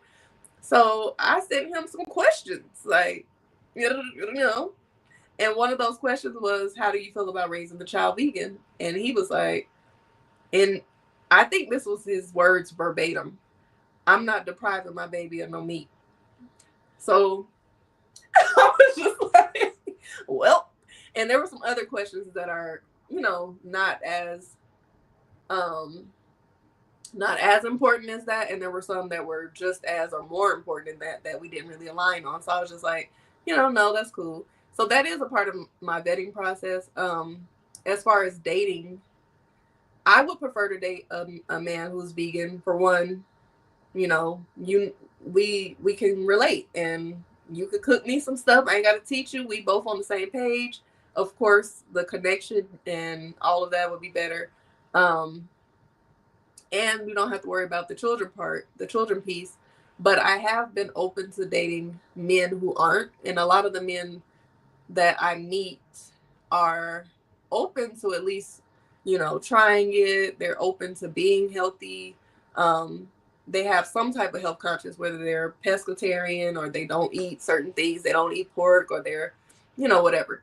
But of course, the preference is vegan. And excuse me, I'm getting a little nasally. I've been battling a little cold, but Oh, no worries. You sound fine. thank you. I wanted to also bring up the smell part because the singer Maya, she's plant based. She's been plant based for years, and she said that she was dating a non-vegan, and she said that when she kissed him, it smelled like death. Those were her Yeah. words, and I Yeah, I don't. know. I typically hear people say deaf. That's why I purposely chose not to say that. I'm like, Right. let me find a different word because it's not. I mean, I'm saying they, but those who choose to eat all types of foods, they don't consider as eating deaf. So I was like, let me Right. not. Deaf could feel like an attack. So I'm like, oh, I know when I Yeah. was chowing down on some la Right. mein and some seafood, some Right. lobster down in Dominican Republic, I wouldn't say that was deaf. Like, this is some great ass lobster tail. What are you talking Exactly. about? I try not to use judgmental terms either because Yeah, yeah. I'm not trying to judge nobody.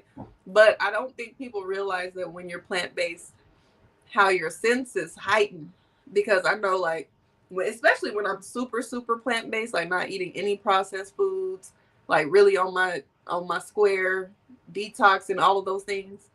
When I go into the grocery store, the dairy aisle smells horrible. Eggs smell horrible. Like it just it's something that other people are like nose blind to because they haven't detoxed their bodies from it. So when you think about dating, kissing, being intimate sexually, all these things, exchanging fluids, it kind of has to be a deal breaker because why am I detoxing my life from this? What I'm consuming, what I'm putting on my skin. I'm putting the best butters and oils on my body. I'm trying to, watch what I consume, what I listen to, what I watch, all of these things. And then I'm like getting down with somebody that don't give a damn. Like it don't match. At So it all. does kind of limit our options when we get a little picky, and sometimes people judge. Like I've been called picky by my family for sure. Oh yeah. And they definitely cut up on me when I said that I would prefer a vegan man. They like, what? And it's like they feel like I'm limiting my options, which I am. But at the same time, like, don't I deserve to have the top? The whoever the limited Focus on your person is, options. like. Hmm. So some of the other things that you mentioned about feeling your partner. So this is my journal, y'all. How to Beat Single, a guided journal. And once you go How can through, they find it? I know it's on Amazon. Where else can they it's find on it? Amazon. It's on my website, oshacerese.com. It's also on TikTok Shop too. It's How to Beat Single, Begin Your Healing Journey and Path to Self-Love and Self-Discovery. So in the first beginnings of the journal, it's about like the lessons and what you've learned, how you were raised, and then it gets into more of like, what do you like to do? What can you do um, as a single person to keep busy, to learn yourself, and all of these things. And it gives you some tools and tips on how to heal and how to learn yourself and get to know yourself. But at the end of the book, it's about manifesting your dream partner. And there is a section here about creating a list. I know we always talk about, do you have a list? So there's space here to actually write down your partner's ideal qualities. Next to this space is what you're willing to compromise on. So it's kind of Wait, like, wait, like a compromise, but like me myself. no. Oh, okay. How Oh, you okay. would think. About them. So, like, example, I put this because a lot of women want men who are taller. Some women don't care. But this is an example of my ideal partner, between 6'2" and 6'5". But then there's a compromise here that says, okay, taller than me when I'm barefoot. Oh, okay. Okay. There's this one, wants children. There is no compromise for me on here. It's a non-negotiable. Got So it. Got it. I I like feel that. like I feel like we should all know our non-negotiables, our deal breakers, and things that we standing on, and things that we will compromise on. And it's not just about the physical part, it's about all aspects, like the spirituality, the emotional availability. Like some people are introvert and they prefer another introvert because they know when I need to decompress, when I need to get my own space, versus an extrovert that might be like, let's get out, let's do this, let's. However, everybody has their different ways. So it could be that you don't mind as long as they're open to adjusting to your needs. Absolutely. Broken Um, Traditions is asking how tall you are. I am 5'9.5" barefoot. So with heels, I'm over 6 feet, 6'1", 6'2". But Awesome. yes, so No, I like that aspect of where you say like know what your non-negotiables are. what'd Uh, you say? like knowing what your non-negotiables are. I think that's very important. And if you're able to, I don't know, my whole thing is like, let me get to no's fast, right? Like if there's people are saying yes around me all the time or just yes often, I Mm-hmm. don't trust that. I trust people who say no to me, and here's why. Mm.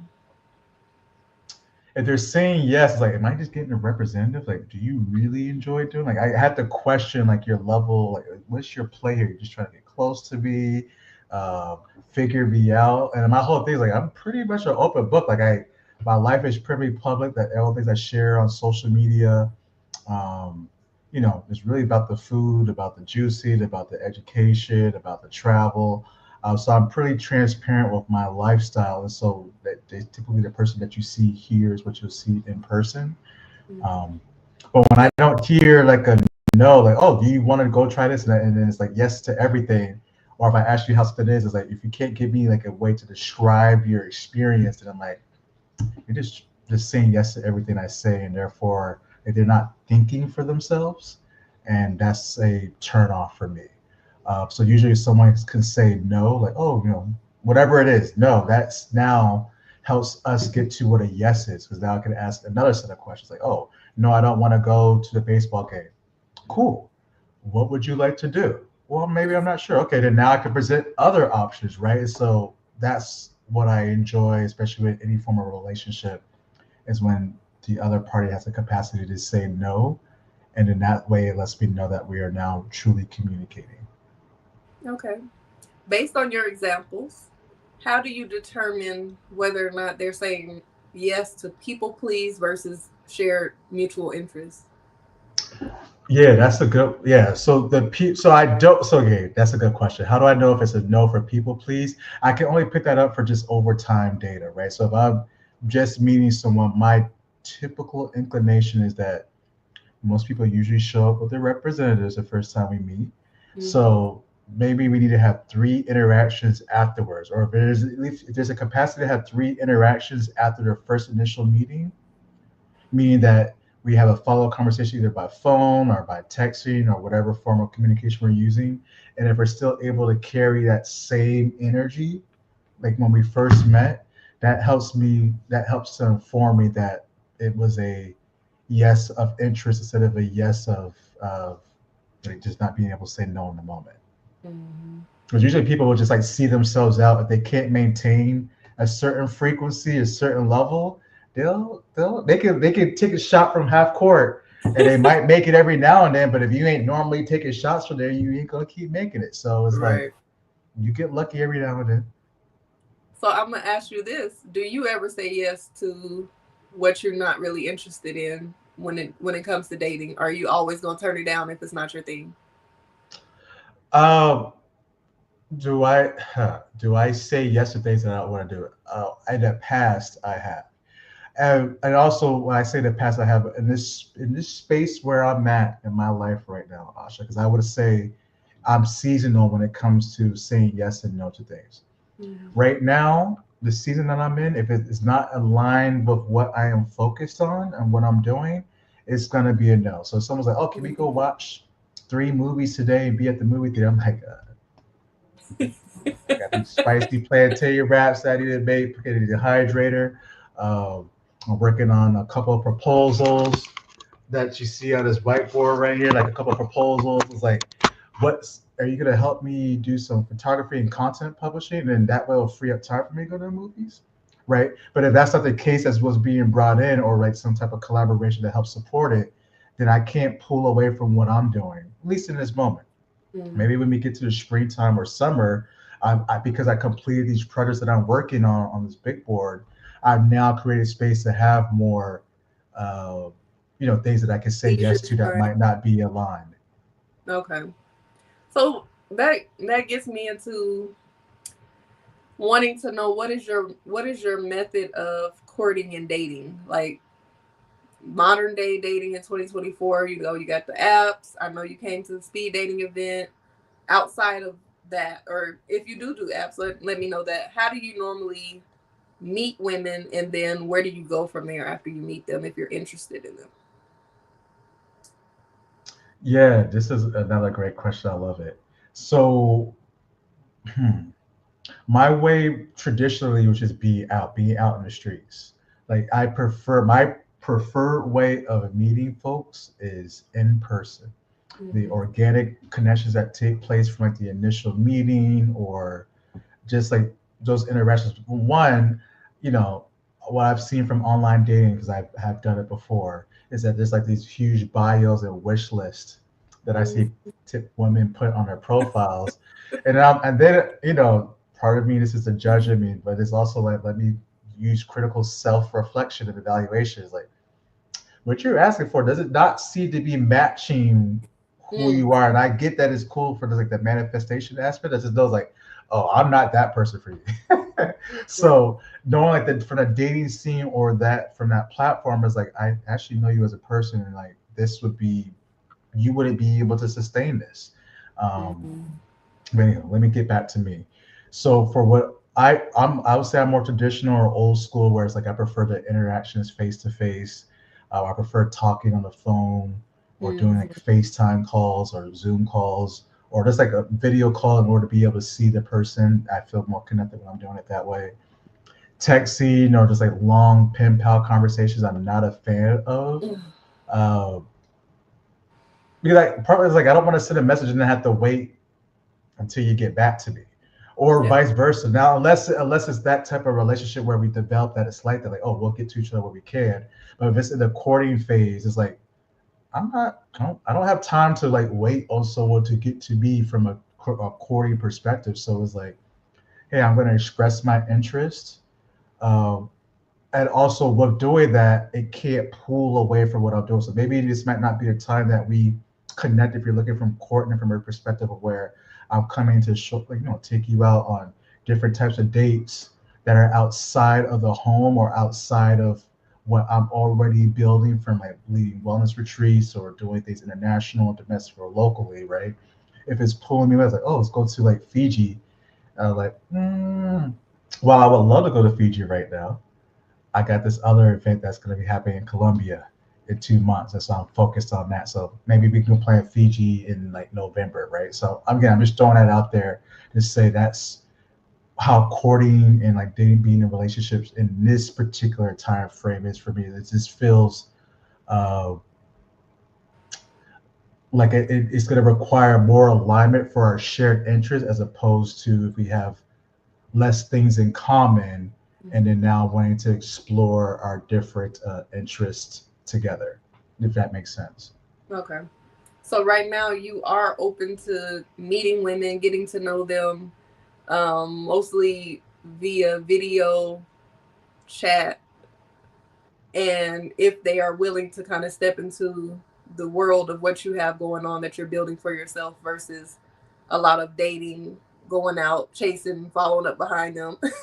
You're not really in the space right now to be doing a lot of things that are kind of taking you off of your path of focus. Is that what, am I hearing that right?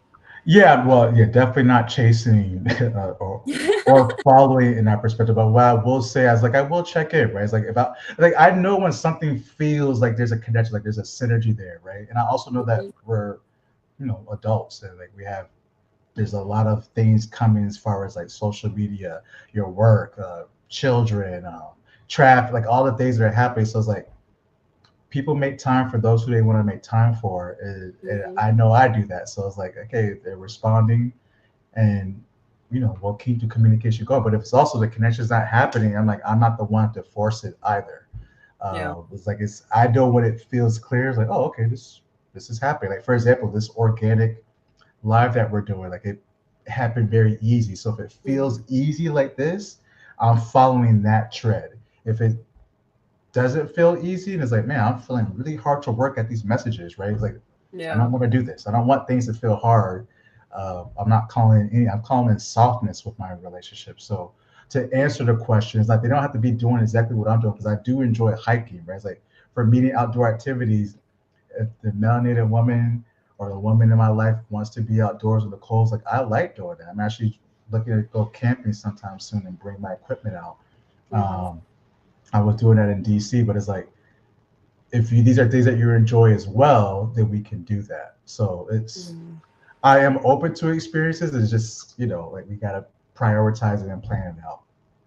So what do you say to the woman who, because there are, you probably wouldn't align with these type of women, but just for conversation's sake, Yeah. there are some women that feel like if you're not spending money on them, like taking them to a restaurant or doing something, because I feel like dates are, you can meet at a park, go for a walk, those type of things. But there are some women that feel like if you're not taking me somewhere and actually spending some money to court me, then I don't feel like it's real. What would you say to those type of women? Are you opposed to, dinner dates or dates that require, some coins to be spent, or what's that looking like?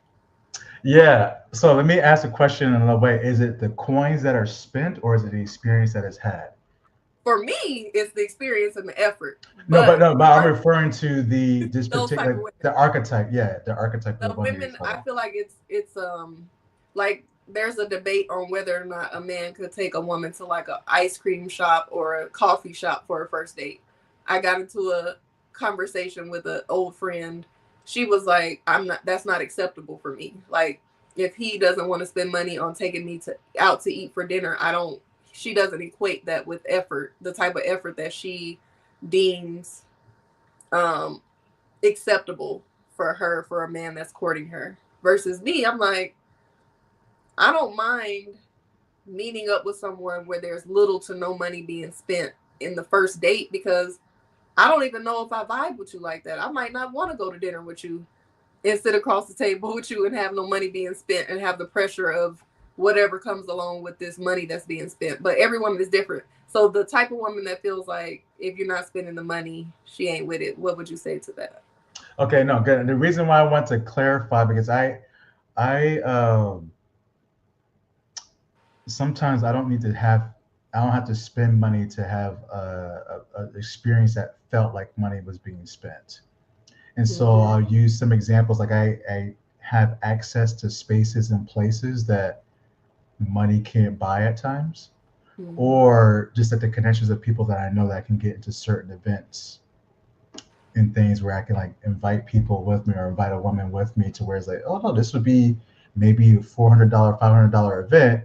And now you're coming along with me. So does that count as far as like he spent money on me, or is it more of like, I is it feel more like of because I didn't see the money come out of my pocket, right? right. So what I mean, so I'm just sharing like I could provide 5-star experiences that Mm-hmm. could feel like it was a lot of money spent without Right. me actually spending anything. So I can venture That's from good.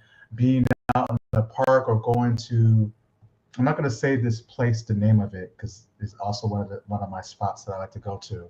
Uh, but He if I gave was to pick, it, y'all. huh? Yeah, yeah, yeah.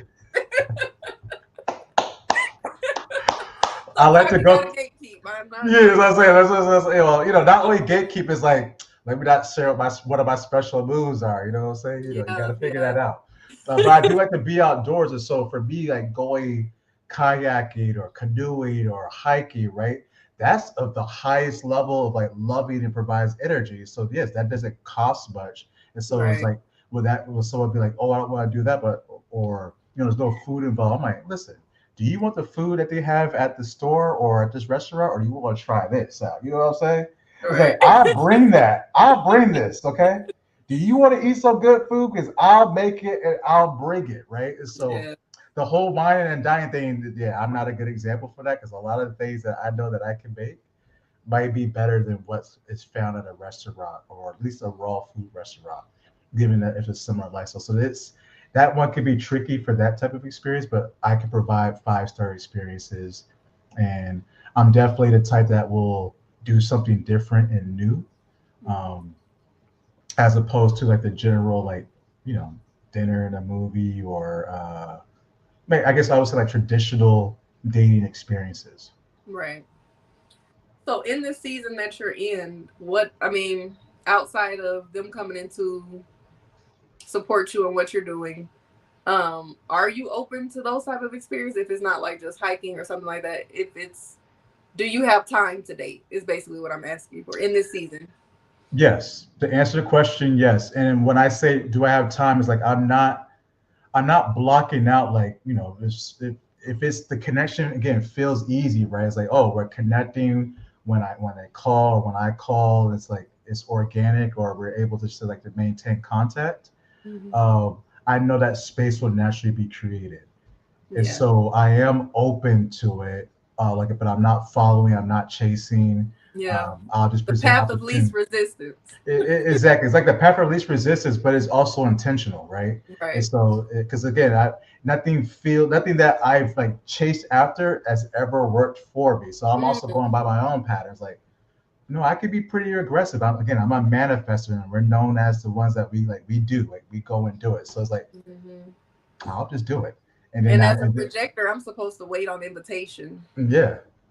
So Mm. I'm practicing. I'm just focusing on me and the things that I'm doing, Mm-hmm. And then also from that though, it's opens the door for many forms of connection.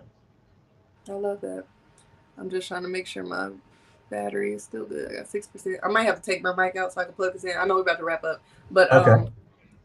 I wanted to also second that emotion about not liking the text. I don't, you know, it's interesting with the Instagram bios. I had just put that on my story last night. How aggressive some of them can be, and you can kind of see people's past issues and experiences spilling out in their Instagram bios. Like some of the guys, I know the women we be going crazy too. Yeah, tell me the guys' experience. I only know what women say, and I'm just like, good grief. I'm like, They will be going off you like said nothing about yourself, but everything that you don't want. I'm like, facts, facts. Don't come over here if you ain't, you know, the key words for men these days is fine, fit, and feminine, and cooperative, and if you weigh this much, and I don't want no men, no trans. I don't know if they're getting hit on by a lot of transgender people, but they're going off. They're like, if you're not ready to do this, don't hit me up. If you, it's just like, whoa, who okay, are so you? What are you? the women are doing the women are I've seen the women do that too. So okay, Yeah, I felt like it was that way. Because I'm like, man, the women are responding this way. It's clearly something happening to where that's now the narrative in the dating world. Okay. yeah. And I will say the I have something similar to that on my page. Most of my page is about me and you know what I'm trying to align with. But the disclaimer that I do have is I'm not looking for any pen pals, like real conversationalists. Please, I love to converse, but I don't want to sit there. First of all, if we met on an app, we're talking back and forth on the app, basically texting each other. So if we get to the point of exchanging numbers, why did I give you my number for you to text me? We could have just kept that on the app. So now most of the dating apps come with a feature where you can video chat within the app, which I think is great. I also, in my opinion, don't feel like a whole lot of back and forth small talk. I'm over it. Like once we get past the small talk, let's have some conversations, which sometimes is difficult to have via text. So let's hop on a video call or two, and then we can exchange numbers, talk a few times. Then what's the plan, man? I feel like I let the man do the the initiating when it comes to dating. A lot of them want to just sit there and be pen pals for a long time, for weeks, haven't planned anything as far as getting together. And I could be a little flaky sometimes because again, I be in my mood. I might not feel like going out and meeting up with nobody. But if I'm being intentional and I'm dating and we've been talking and there's interest, mutual interest, and you invite me somewhere, I'm going to come and show up and get to know you in person. But I feel like the art of dating is missing a lot of direction. I don't know if it's because people have had poor experiences and they're hesitant on making the first move or putting action to the words or what. I don't know what's going on. That's why I'm creating these platforms to try to figure it out. But the art of conversation has gone to shit. Excuse my language. Um, the just the courting process. It's like, what are we doing? I don't know if it's social media, um, people that are just afraid, fear, what I don't know what's going on. Or people that are tired of being used. Maybe they've been dating for a while and feel like they've gotten nothing out of it and they've just been spending money and wasting time. But there needs to be some changes. I feel like a good thing is if you're meeting on an app, like I said, a video call or small talk for a little, maybe a day or two, hop on a video call if there's interest, exchange numbers, and then let's plan to meet. And then if we meet and we like each other, and we go from there. But staying just texting for weeks, I don't have time to do that. I don't. After a while, I'm not going to respond. I'm going to take some days or some several minutes to get back with you or hours, and then you're going to feel like I have a problem. It's just too much. You know what? Strongly agree with like you mentioned, like the pen pal aspect is like it's not like I'm trying like to flip through the cards quickly because sometimes again like people have think the real life is taking place, and so do I expect for someone to come out in the first 2 days or 3 days of us speaking? They come out and start sharing their like everything, like oh I've had I don't know. Actually, I prefer. Actually, let me just say that. I actually prefer when people come out and share everything about themselves early. I feel Mm, like if they do that, that allows me to share. Like, okay, let me match that. Or they right. say something crazy, or I'm like, good, I'm glad you shared that, so that way I know that I don't need to continue this any further. um, but then again, that's what I think what brings out the representative, right? And so like the first week or like when interacting with new people, I was like, who is this person? So part of it is like, am I now doing a deep dive or like some type of detective work to figure out who I'm interacting with? Mm, And I had to get away from that. I'm like, actually, I end up sharing less about myself if I'm trying to figure out more of who they are without asking them directly.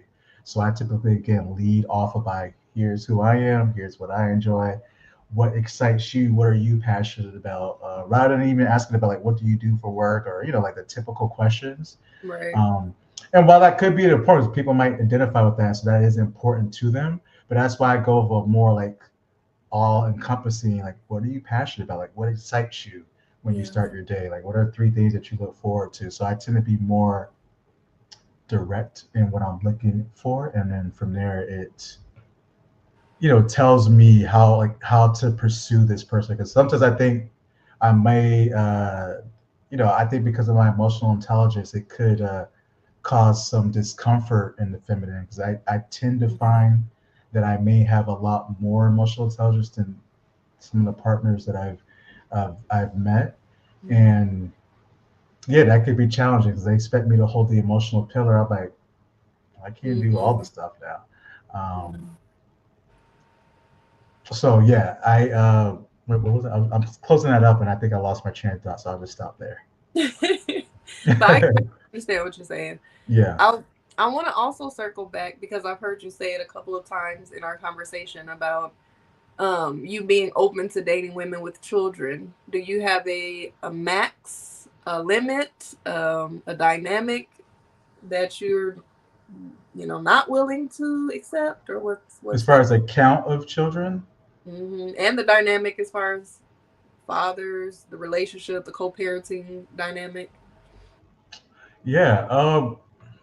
I to answer your question directly, no, I don't have any like it's got to be less than this or more. I would say more likely that I would prefer the children to be above a certain age. I don't know what that age is yet, but maybe it's not an infant, so not a toddler or infant or I would say like preferably like teen age Mm-hmm. years or a little maybe a little bit younger than that, but it's like enough to where they're just not like in like dependent care 24/7. So Mm-hmm. out of that, that might probably be the only parameter, like not in that range. Okay. But And you outside, as want far as like the co-parenting and having a father involved, or whatever the dynamics is like. But I've learned at this point, is like as long as the dynamic is healthy, I mm-hmm. ain't trying to come in and be any facilitator or stuff. I was like, Right. y'all figure out your situation before I get involved, because I've been a part of things where I'm like, why am I a part of this? It's like this. You guys are. I'm carrying more than you two are, and ultimately, none of this is my responsibility. And so Yeah. I've learned to not play the hero anymore and let things organically work itself out, because sometimes I'm can be seen as like the weapon or the shield, You're and right. I'm like, oh, I'm not taking these arrows anymore, because if Mm-hmm. I'm going to step up to take an arrow, you need to fall in line. And so but I want to take the arrow and not fall in line, then what's the point? So I'm just like Mm-hmm. taking strays. I was definitely the facilitator in my marriage. I had lots of bonus babies, and there were lots of different dynamics with the mothers, and um, I was definitely the facilitator. Like I was the person that, when I met my ex husband, I none of his children knew each other, and none of the moms knew each other, and I didn't like that. Yeah. Um, I grew up an only child, but I have an older brother and older sister, and I always wanted to be closer to them growing up. But my dad and his mom didn't have contact as much with us growing up, so I only met him like a handful of times while in childhood. He's 10 years older than me, and then my sister has always lived in a different state. Um, So it was very, very important for me to make sure that the kids knew each other. And of course, I'm like, the mamas need to know each other too, because whatever, we're family. So For that was sure. one aspect. And then, they didn't get along with him, some of them. So I had to be the mediator and the person to go to. I'd rather talk to you, Osha, than him. Okay, what's up? We coming to get the kids. So it was a lot of emotional labor on me. And I was a young woman. So it's like, not only you're stepping into the mother role, you're also the facilitator between these co-parents. You're managing it. It's just it is a lot. It is a lot. So I get Oh that my God. wholeheartedly. Okay. It feels, I'm grateful to be able to speak to you about this because when I was going through my experience, right, uh, it's like I didn't know who I could talk to about this. Like I am 37 years old. I do not have any kids, and there's no one in my family who. My father was 38 when he had me, and Oh. I'm the youngest of three, so I was the last child, and Mm. so this So. I know where I'm at is like uncharted territory. And so when I share about these experiences, like man, people, and if they have kids already, they can't relate to someone who's stepping in Mm-hmm. that didn't have any of the experiences, any of the history with the kids, or like the situations with the mother or father, and now you're Mm-hmm. stepping into it, and now also playing a prominent role of facilitating, helping to manage relationships. And it's like, y'all, I wasn't a part of any of this. Right. So now I'm hitting like the vitriol or like even some of the manipulation that's coming out. Like I gotta like decipher, figure all this out, and then be able to disseminate it in a way that is supportive, not only to my partner but also for me as well, because I'm a part of the experience too. Mm-hmm. Yeah. So the fact that you're still open to it, that's a good thing. I again, I was very young in my marriage. By the time I was 24, I think I was divorced. So at 36, I've been saying for the past couple of years that I would prefer a man that doesn't have children, even though, again, we talk about that limiting my options that my family always gets on me about. But it's not just because I don't want to deal with co parents and facilitating and all of that. Part of it is just wanting to experience it for the first time with someone. Like, I don't see anything wrong with that.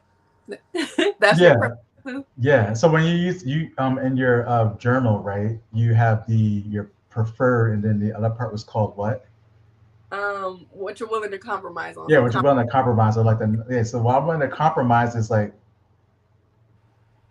children. Like have they already have children? Yeah, I would prefer no children, but it's not a deal breaker if they have children. and I've been saying it's a deal breaker for me, but I don't know. Lately, I've been like, maybe I wouldn't mind stepping in. Again, it has to be completely healthy. Um, I don't know. It would have to be the right. It would have to be the right man. Like you him, and then Yeah. and your great father and your child, maybe two children, um, are just great. And again, at a certain age, um, I might consider it, but outside of that, I'm good. Like I'm good. I paid my dues. I've been with different types of dynamics of fathers. Like with my ex husband, he wasn't that great of a father when I met him.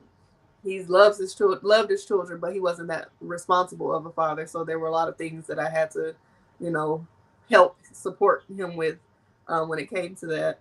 Then I've been with my ex after him was a single dad. So not only did he have his two children, his biological children, he still claimed his stepchildren and was still very much involved with them. And then he was with a woman after his divorce who had a child and he claimed her too. So he was very active in a lot of children's lives. A lot of children saw him as dad. And there were some pros and cons to that too. Then I was with a man who had long distance children. So he had two kids within his state and then two that were in a different state. So having to travel and make sure he saw them every month. And we were already long distance. Like I'm in Atlanta, he was in Houston. So he had his children in Houston, and then he had two other children in California. So lots of different dynamics. Yeah, um, yeah, being with a talking to men who don't have children yet is just a different excitement for the future, and just that would be ideal for me. But you never know. I'm not gonna close the door all the way. If you him and you got a child or two and you feel like we can make a family, we'll see. We'll see. yeah. Man, I like how you closed that out. And that's why I always go back to what it feels like for me as opposed to what the person looks like or the Yeah. situation. Because I would already know, like, if it is another like co-parenting situation to where it's like, oh, I know what I don't want to experience. Like, I Right. went through that already. Right. And so it has to be healthy in a way that it allows for collaboration of all parts. I'm like, wait, if there's more adults involved and we're doing it in a way that's responsible and healthy, this could be a bomb ass experience, right? Yeah. It does again take a higher level. I don't even think it takes a higher level. I think it takes a normal level of like adult intelligence, emotional intelligence, acceptance of where folks are at, moving on, and like a Mm-hmm. commitment to making things work. And so I Mm-hmm. think there's an energy that allow or that comes in with steering that price can fall in line, but I don't want to be the one steering that. Yeah. I'll come in and fall in line. Uh, but yeah, going back to like identifying who like what it feels like is like I know in with my relationship with my ex fiance, there was a reason why I proposed to her. It's like there was a lot of things that I appreciated about her. Uh, what I've learned from her, what I experienced with her, that obviously led to a lot like love being exchanged, love connecting within love and being in love, and then also proposing. Mm. However, like the reflecting back, like man, actually wasn't a healthy relationship. But here's what I could appreciate about like what I grew, how I've grown, what Yes. I've learned. And Yeah. so from that, like I take the experiences and that's helped shape me, and then now go back to say, okay, that doesn't mean every person who's might have a similar circumstance is going to be similar when I meet them in the future. So Mm-hmm. let me just go back to what I want to experience, and then whatever comes from there will dictate that when I have feel that person, and that way I Yeah. know that she's heard. Mm-hmm. Mm-hmm. Okay, I love that. I love that, and that's I think I brought the journal up too again, plugging How to Beat Single guided journal. You can find it on my website oshacerese.com. There is actually a program linked to this journal, so you got the journal that you could do kind of on your own that's guided or whatever, but the program, which is called One Single Step at a Time, a part of that is the process of feeling like how do I want to feel in the relationship that I'm manifesting, and like sitting in that energy, and those are some of the exercises that we go through. And I think that's very important to keep going back to that, like how do you want to feel, because we do get caught up in what is it going to look like, and this perfect list.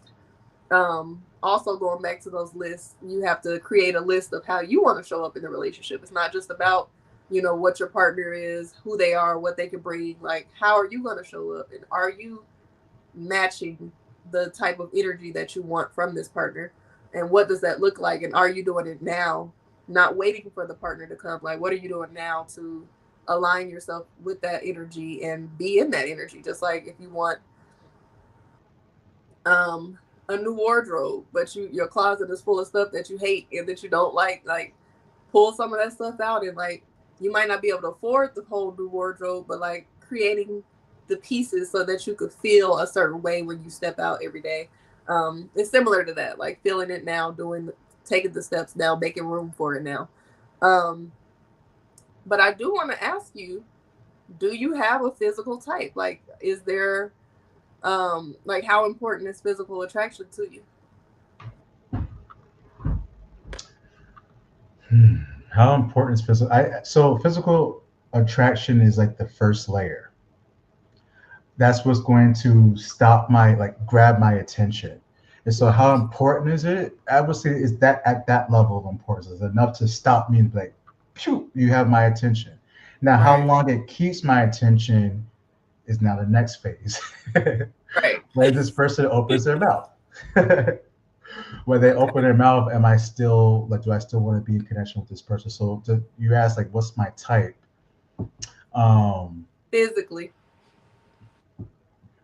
because I know I've been I asking ain't some got no people lately, type. and they What they start naming say? all the qualities. Bad bees, all the thing that I like. That's a good way for me to determine it. I ain't Oh got a type. yeah. Uh, so it's I would say the best that I could do is when I think of like what my type is and then look at that pattern of women that I've dated, that's Hmm. probably a better way for me to like decide like what do I like. So the type of women that Sometimes I've our dated. past history don't really equate to our type, though.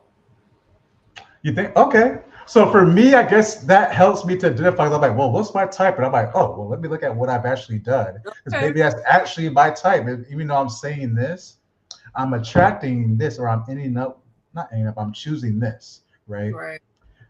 Or it's choosing me and I'm accepting it. So there's a. I would say my type.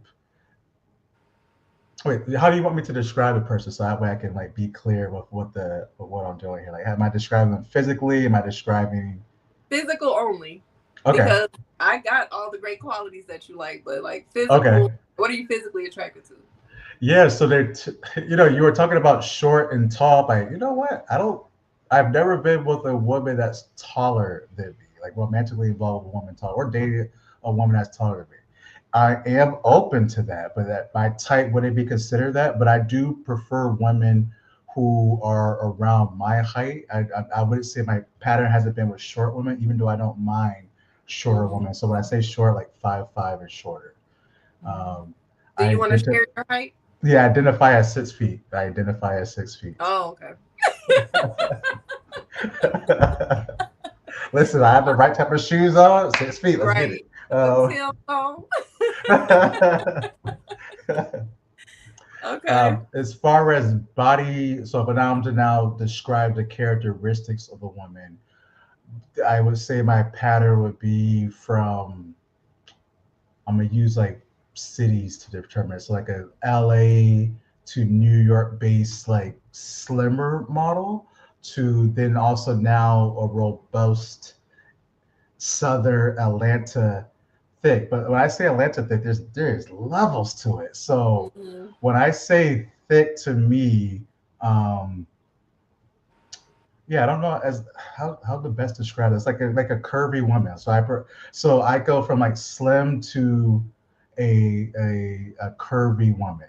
Um, Not quite plus size, but just like yeah, curvy. I would say definitely not plus size. Definitely not plus size. So I I won't say what my weight is, but usually for the most part, sometimes women weigh more than I do. Hmm. Um, and but if I was to like take my shirt off or take my clothes off, it wouldn't appear that that's what my weight is. It's just this the way like my muscular structure is built. So I've learned that that's what someone might be like 150. I'm like that's what 150 looks like in a woman. I'm like okay that's Right. or 160 whatever the weight is. It's just like I don't know what woman's weight is for me to be able to depict it that Right. way. Right. Because right now I'm Uh, at my heaviest weight, and when I tell people what it is, they like, really? But I'm tall and I'm solid. So like, even when I'm not at this weight, I'm heavy because I don't know. I think it's from my dad's side of the family, which is some big old solid women. Yeah, and see that's the Heavy aspect, bone. right? It's like the shapes. Like there's so many different types of shapes, and that's why for me it's like not even I would even put a weight on it because this looks so different. But it's more of Right. like It what does does. the shape of them like? What do they look like shape wise? Because sometimes like I've seen women to where like I don't know if there's like fake like you if you're 100% natural, but Hmm.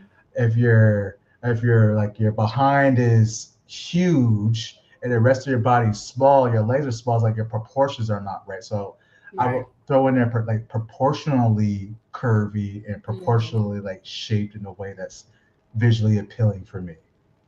Okay. Yeah. Any preference on hair type, complexion? Complexion, again, my type has been anywhere from like they would say like a red bone or light skin to chocolate. chocolate like me, or even darker chocolate, tends to be my range Mm-hmm. of women that I've engaged with. As far as you asked me another question, it just slipped my mind. So the Hair type. complexion, oh, hair type. We know it. I remember when I went to FAMU, my whole thing was like the micro braids. Like if a woman was walking around with micros, listen, let's marry me right now. They did Eh, a thing at the Afrotech asking black men what their favorite hairstyle on black women was. I heard a couple of micro braids, but I heard a lot of bobs. Um, I heard some locks, braids. Those are like the top three. yeah. Well, see the micros.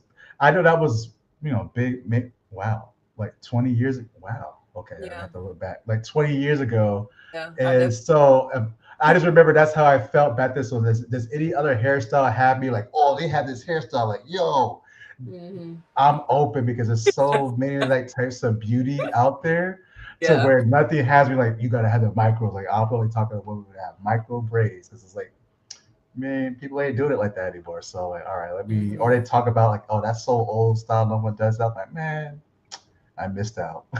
Yeah. I mean, it might make a comeback. I don't know. They doing boho braids now.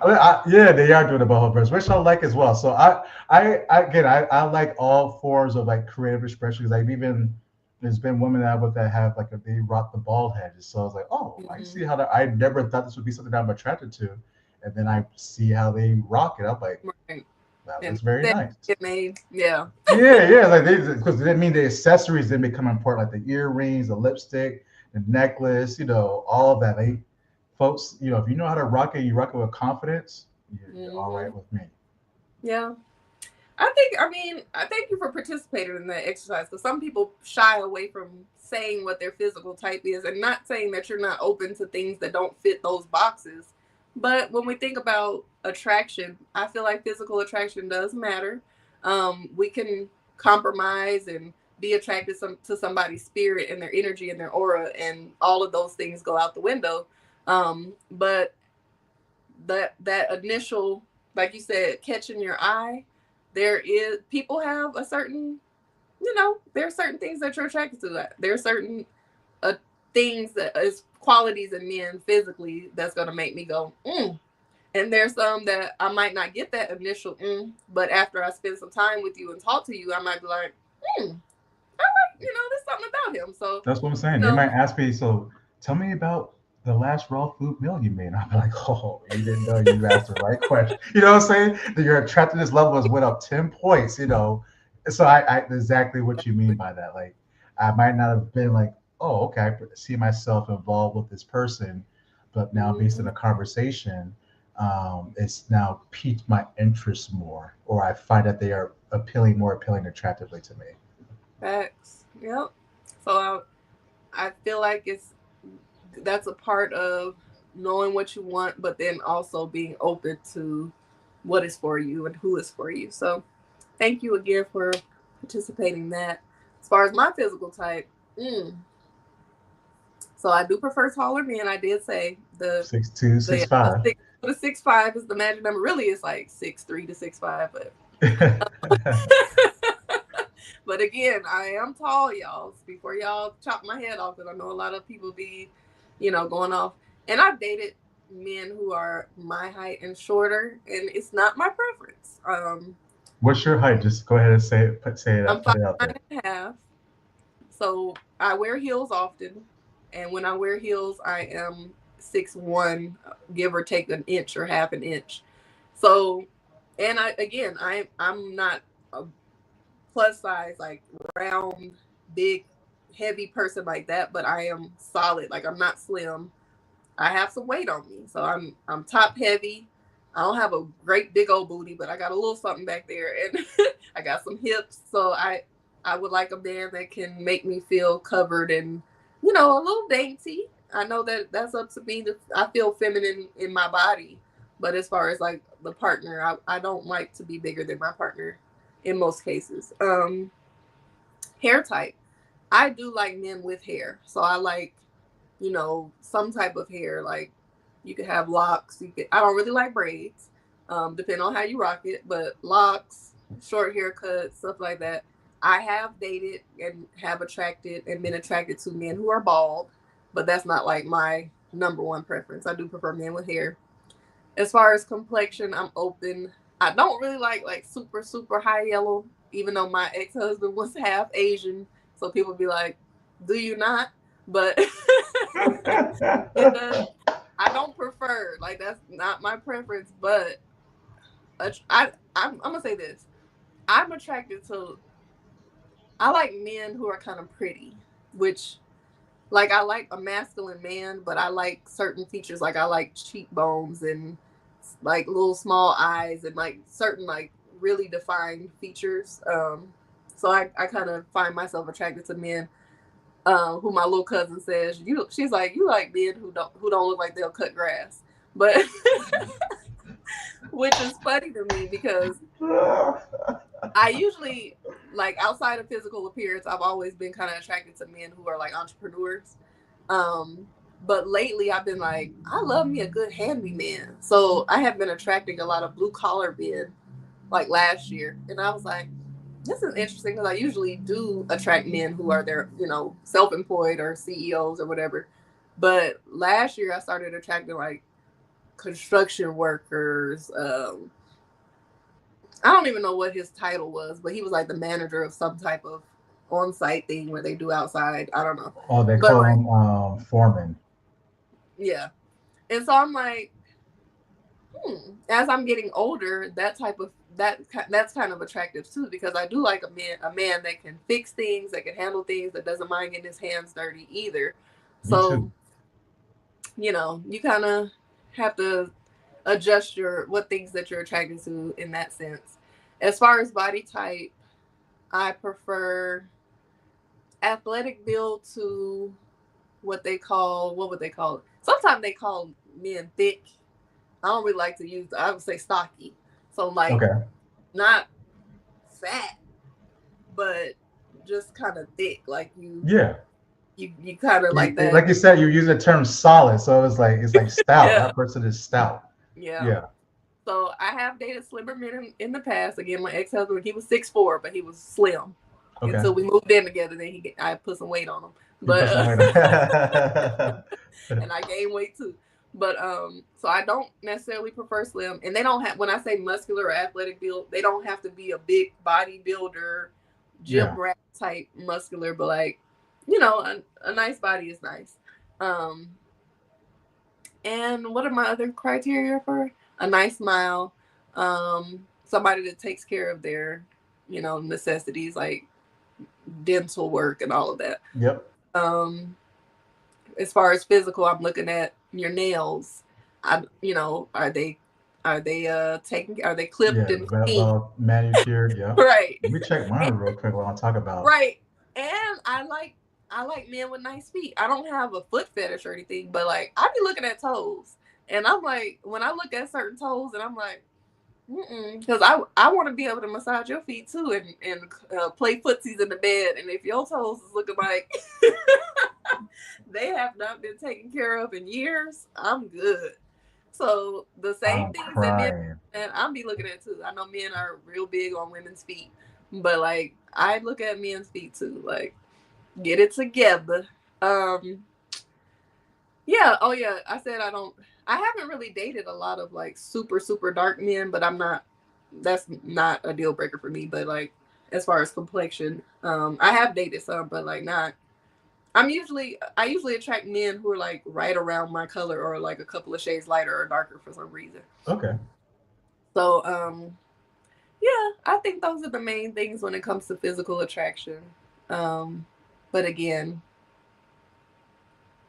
I like masculine men, but I also like men who are able to tap into their feminine energy for certain things, like when it comes to being nurturing, emotional intelligence, being passionate, being sensual, being um sensitive to certain things, like holding space. You don't have to be sensitive like me, but like holding space and also being able to express your own feelings and being vulnerable because I feel like I create safe spaces for most people, really everybody.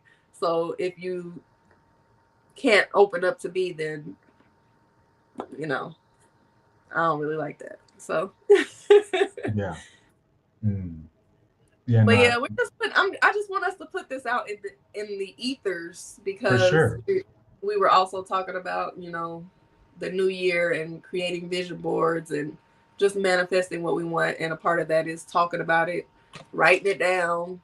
You mentioned looking at old journals. I was just looking at some of my old journals on my bookshelf before we got Okay. on, and Okay. that's something I like to do. I usually, when I'm on my square, which I've been off of it a little bit lately, when I journal every day, I will read the previous year's journal entry for that day. And I haven't been doing that lately, but it's been a while since I looked at my like 4, 5, 6, 7 year ago journals. So I think I want to do that before the year begins, because that is important to go back and reflect to see what it is that you, like you said, what you desired then, or what you were, the intentions that you set then. Have they come into fruition? Have they changed? Have you put them on the back burner? Do they still matter? Um, and it also helps you to be grateful, because you realize, like, wow, where I was then, I really have moved on from that. Like, I know some of my journals from probably like 2017, 2018 were all about me writing about how I did not want to work for anybody. And I was a nurse then, a full-time nurse, and I was just like, man, I do not want to work for nobody. This is not it. This, and it's interesting because most of my entries had something to do with that. And it got to the point where I was so miserable at work, I had to have a come to Jesus moment, as they say, with myself. And I was like, if I keep going to work with this mindset of misery, that's the way it's going to feel every day. So instead Every of me, single day. so I had to be like, you know what? Go to work and be grateful that you have this job that is taking care of everything that you need it to take care of, and look forward to doing it. Find some joy in it. Accept it for what it is, knowing that it's not forever, but just be present and appreciate it, and change your mindset and your energy around it. And when I started going to work like that, it changed everything. And then shortly after that, I had the opportunity to be able to leave my career and be self-employed. So I think it's important to go back and look at the things that we're writing about, that we're trying to manifest, and find out if we're actually manifesting not in a spirit of gratitude, like not being present with what we have, and feeling like we can't find the joy until we have whatever it is that we're trying to manifest. And do some I rearranging in can our I lives can so that we can let be y'all present know it and doesn't work grateful. like that. What you say? I'm about to say I can let y'all I can confirm that to younger Yusuf, it does not work that way. No, Go ahead that's, and enjoy yourself right now. yeah. And by enjoying yourself right now, it's like find a pleasure in your everyday task. Yes. If that's going up 3 flights of stairs, like, okay, look how much stronger I got. Look how much more things I can carry up this time. Because if I'm looking at it from like, oh, here's 3 flights of stairs, I gotta walk up again. Oh, I forgot my wallet, now I gotta run back up. It's like it's gonna feel that way each Yeah. time. And so to Mm-hmm. find the pleasure, to find the life, find the wonder in your everyday experience, your everyday task, what may feel mundane, uh, that's gonna help to really shape what your quality of your life is and what you're attracting around you. Because I strongly agree, if you're manifesting out of desperation, it might end up in your hands, and then you're gonna just fumble the ball again because it wasn't sustainable for you to begin with. Like what are you showing to be able to maintain any form of consistency or discipline if you're not willing to just acknowledge the situation that you're in right now, knowing that, or maybe not knowing that it's only temporary, right? It's like whatever you were dealing with 2 years ago, it's probably not still happening right now. Right. Same thing with 5 years ago, 10 years ago. It's like so much has shifted. Have you made the evolution and change within yourself? Yes. Hold on, let me check. I don't know. It's something about this streaming that is draining my battery in a weird way, because this happened the other day when we were testing it.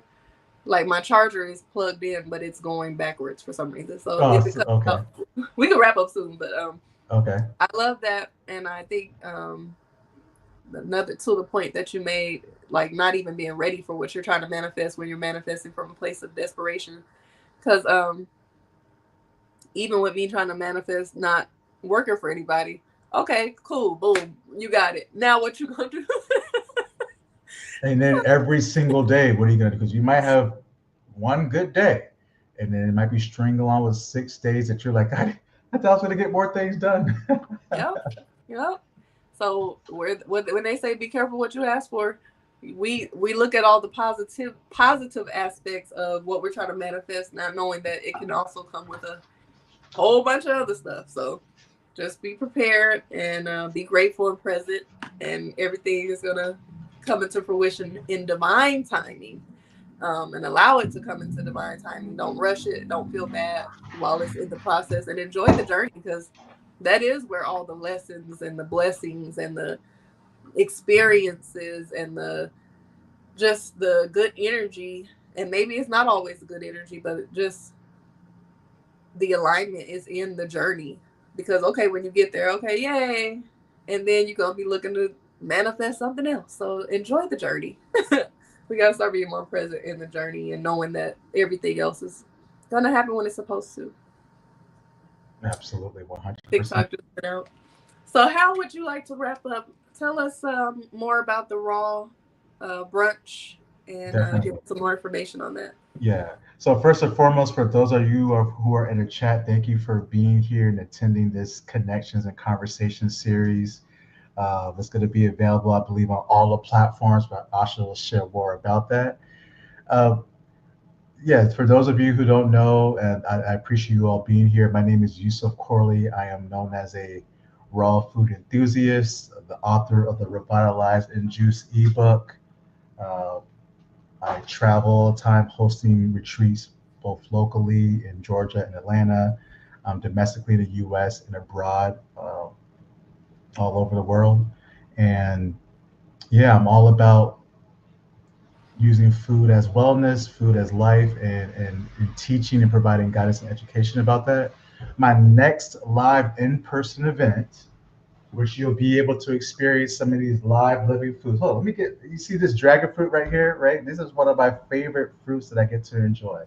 But we'll have this along with a jam spread that's made from a berry compote that I made that's delicious for the Mm, raw foods brunch taking place on January 18th from mm, 11:30 to 4 p.m. This is going to be a day of a day of wellness where we'll have some guided physical movement, a sound bath experience, and a mm, chance to enjoy brunch. Right, I'm going to have the raw no meat patties. There's mm, going to be some slatters there. There's going to be some pancakes that Lakia, who's my co-facilitator, she makes that's delicious. A sweet potato toast with some like jam and butter spread on it. So there's a lot of fun things that we have planned for this brunch.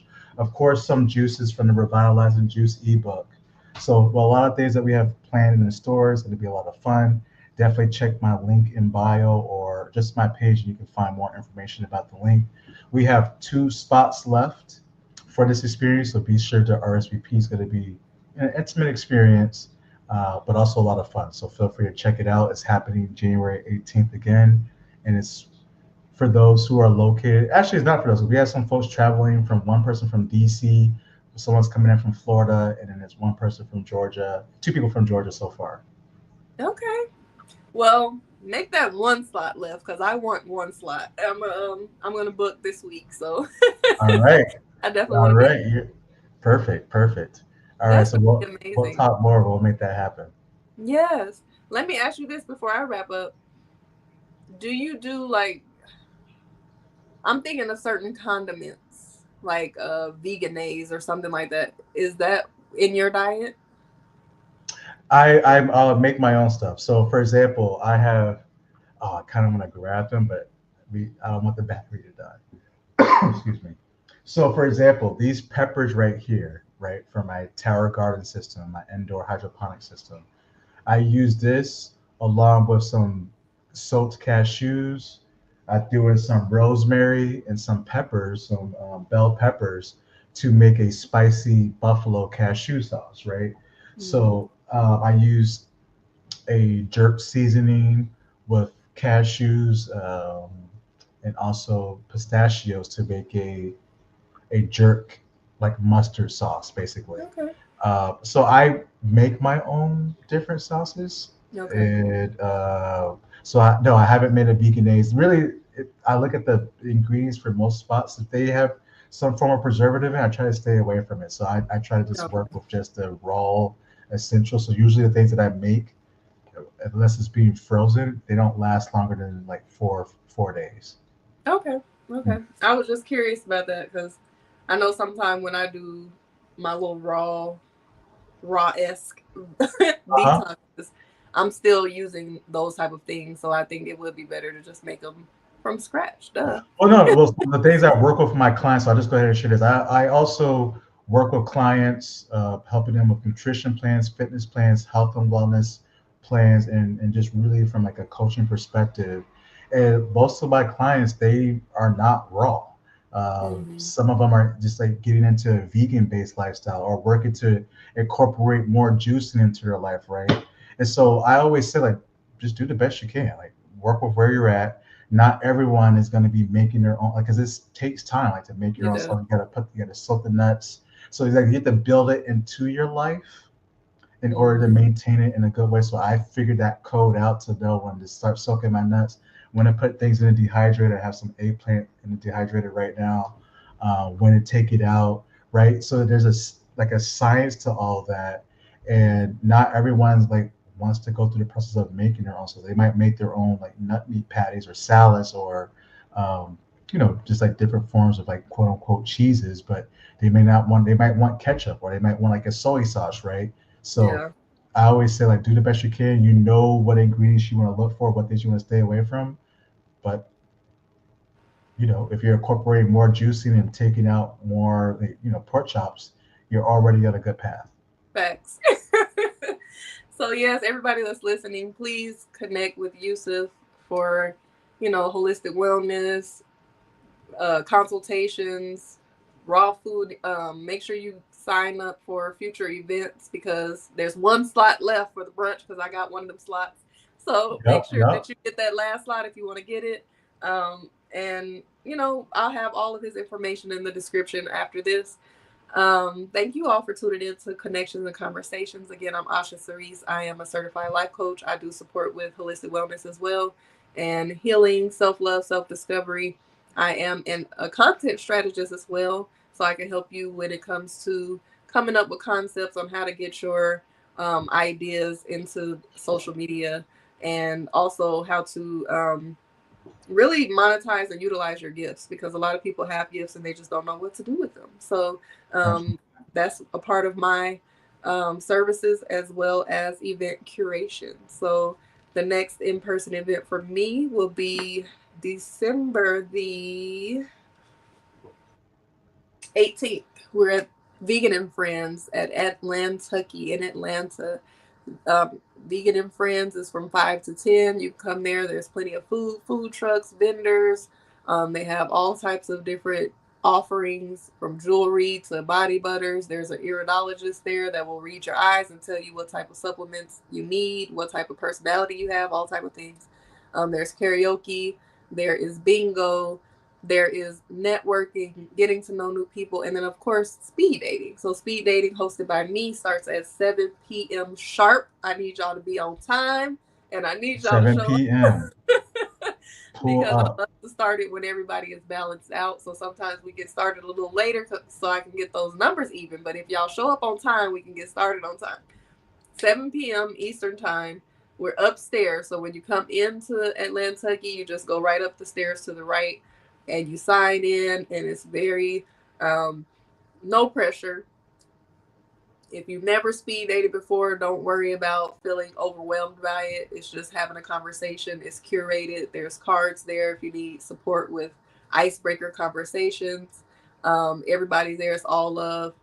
Um, Atlantucky has vegan beer. If you into that, it's a black-owned brewery. It's owned by the Nappy Roots. If you're familiar with that group, um, and so they have vegan pizza on the menu now. It's all type of things to do, but it's a great environment. Working on a couple more events as well. We're supposed to be doing one on the 20th of next Friday, but I'm not sure if we're going to keep that date.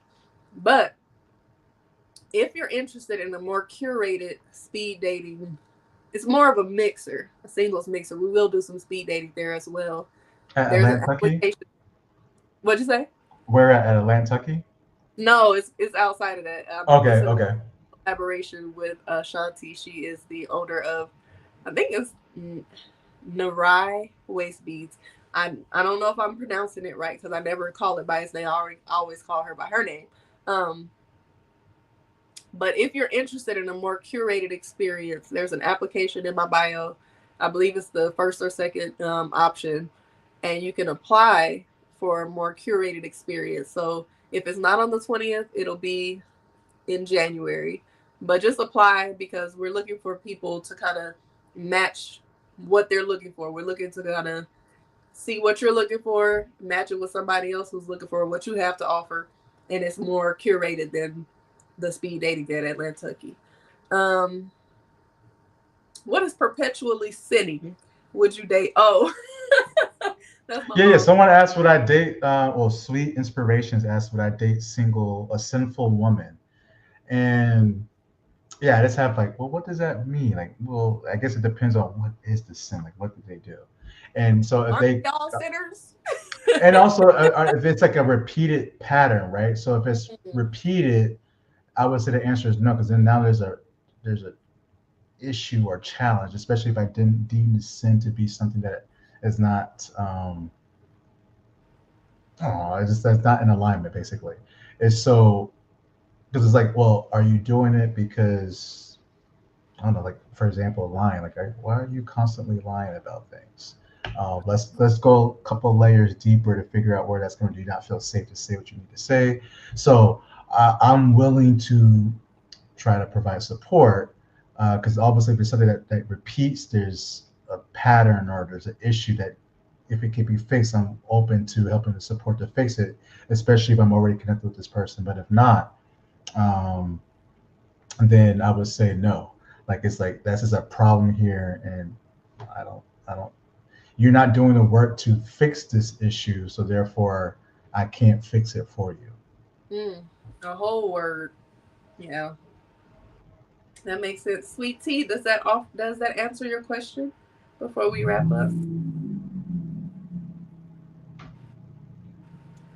But yes, again, December 18th at Vegan and Friends at Atlanta, 7 o'clock for speed dating. If you would like to experience a more curated singles mixer, apply in my bio. And also, again, you can always reach out to me for services.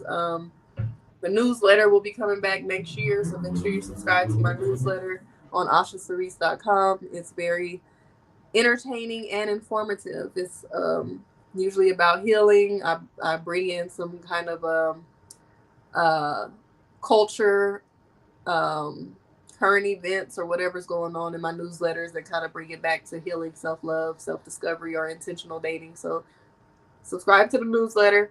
Um, and outside of that, I'm still in my little hermit mode for the season. I'm gonna get outside. I encourage everybody to not let the seasons detour them from getting outside, but it's okay to rest and don't feel guilty about that either. So 100%. thank you all for joining this episode of Connections and Conversations. It has been a blast. Thank you, Yusuf. And Yeah, we'll this was wonderful. Thank you for having me, and thank you for yeah, like the will to like let's just put this together, right? To start off as connecting, testing out this platform, yeah. and now we've created and curated this wonderful conversation, which I had a lot of fun in doing. And so, thank you for inviting me and having me. I've learned a lot. Thank you. This is not the last time we will be doing this. Oh, for sure. You know It's it. been Hey, I almost didn't want to be the one to say. I didn't want to jump the gun too early. You know. almost 3 hours of no awkward silences. The conversation is just flowing. So of course we're gonna do it again for sure. Got And to. I'm All right. looking forward to seeing this plantain. Is it? I say plantain. I know it's plantain, but I'm looking forward to seeing this. Listen, there's so many. We know they say that no word is pronounced the same way twice, and so if Mm, that's the case, I know what you're saying. I call it plantain, plantains. Like, well, You know what I'm talking about. Because there's a sweet one, there's one that's not sweet, there's ones that's grown. They call it an apple, Jamaican apple, Otaheite apple. Depends on where you're at. People say Mm. things differently. So plantain, y'all know what I'm talking And I never about. know which ones are sweet and which ones are more starchy. So I The just, green ones are more starchy. These are the sweet ones. okay, the more Yeah. ripe they are, the sweeter they are. No, Or they're two different types. two different types. Yeah, Okay. because there's a green one that doesn't get yellow, and so yeah, there's actually, and those are like the two main types that we consume here in the U.S. There's more than that, so that's Okay. why I love raw foods because I'm like, oh my god, it's like, wait, how many types of mangoes I get to try out? Let Mangoes me are ask my favorite you food, just so this. y'all know. I have my content strategist hat on. Are you creating content where you're educating on things like that? Like, this is the I difference between how do you pick a sweet plantain or a starchy plantain? What are the benefits? These are the, like, do you have, because I haven't been all the way down your page, and some of the content that I've seen from you is really great, but like, are you putting out educational content? Yes. So typically, what my educational content that's been coming out lately, because it kind of varies. What I put on YouTube, what I put on TikTok, what I put on Instagram, what I put on Facebook, what I put on my website. There's different types of content. So I have an educational aspect on where I'm doing like food demonstrations and juicing demonstrations, as well as when I do my juice feast, I share about how I'm feeling on day one, day two, day 11, day 15, day 36, right? So I share about my experience on that day, what I'm feeling, what type, if there's cravings, what I'm thinking, all that, right? Just so that there's at least if someone embarks on a journey of doing some type of like raw fast or feast or whatever, right? They at least can hear what someone is experiencing on certain days, so that way they can have something that they can track towards. Even though it's going to be completely different for their body, at least know that you're not alone on this type of journey. Yeah. As far as like how to pick out certain fruits and vegetables, the question is yes. I do it with pineapples and watermelons, especially like the sniff test. So yeah, I definitely show folks how I choose certain produce. I educate on that, and provide that in my consultations as well. Okay. Because All I think right. when people know what to do, then they can do all this. But it's like, I don't know what this is, and so they won't try to work with it. Yeah. Yeah. And I love yellow dragon fruit a little bit better than It's that the sweeter. red. And I didn't know though that it's like a, I know it's like a I want to say diuretic, but it's kind of like basically you gonna poop Well, yeah, if you eat too much of it. yeah, so think about what's in this dragon fruit, right? Once you bite into it, it's like so much, it's like 90% hydration. I don't know the exact one, but when I bite into it, all I'm tasting is like dragon fruit water. Just like it's Right. very hydrating. So coconut water, pure hydration. These things will clean you out over time. So if you're drinking things that are high in the water content, cucumbers, the same thing. They will help clear your system out. So dragon fruit is great for that. Cucumbers, watermelon, and coconut water. And I was Yeah. just naming a few. Yeah. And I was listening to you saying how you only consumed juices and coconut water, and I Correct. was just thinking about being in other countries like in Central and South America, and how he's just like on every corner. Like being in Brazil in October, that was like the highlight of my day, being able to go get a coconut from the corner. And Yes. and we need that. We need some vendors to just have coconut stands here in America. I know they gonna hit the same, but I love that about other countries, like the access. Yeah. Yeah, there used to be coconuts all up and down like Florida, Georgia, along the coastal line. They got rid of all that.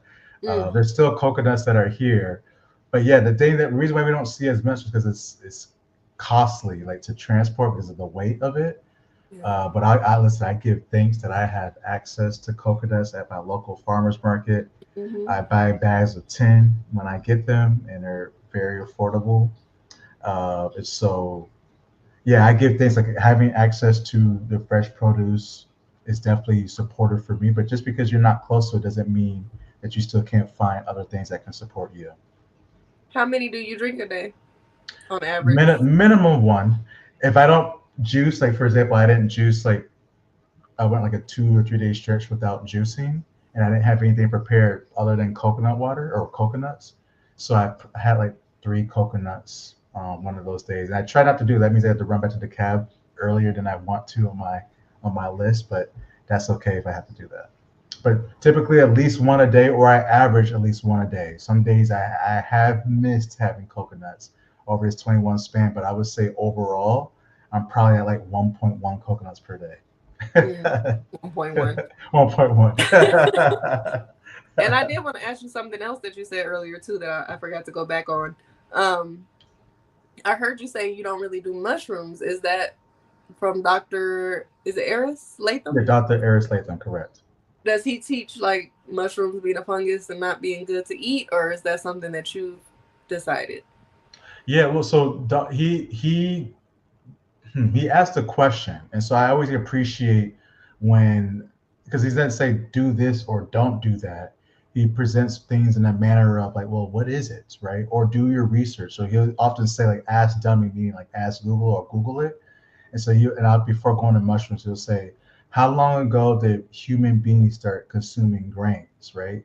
And so if humans have been here for hundreds of thousands of years, or however far back folks want to go, and you can look up and see like grains or only started to be consumed 80,000 years ago, then what were people eating before, right? Was it they're eating fruits, they're eating the vegetables, they're eating the crops and produce that they've made, right, from just like farming and things of that nature.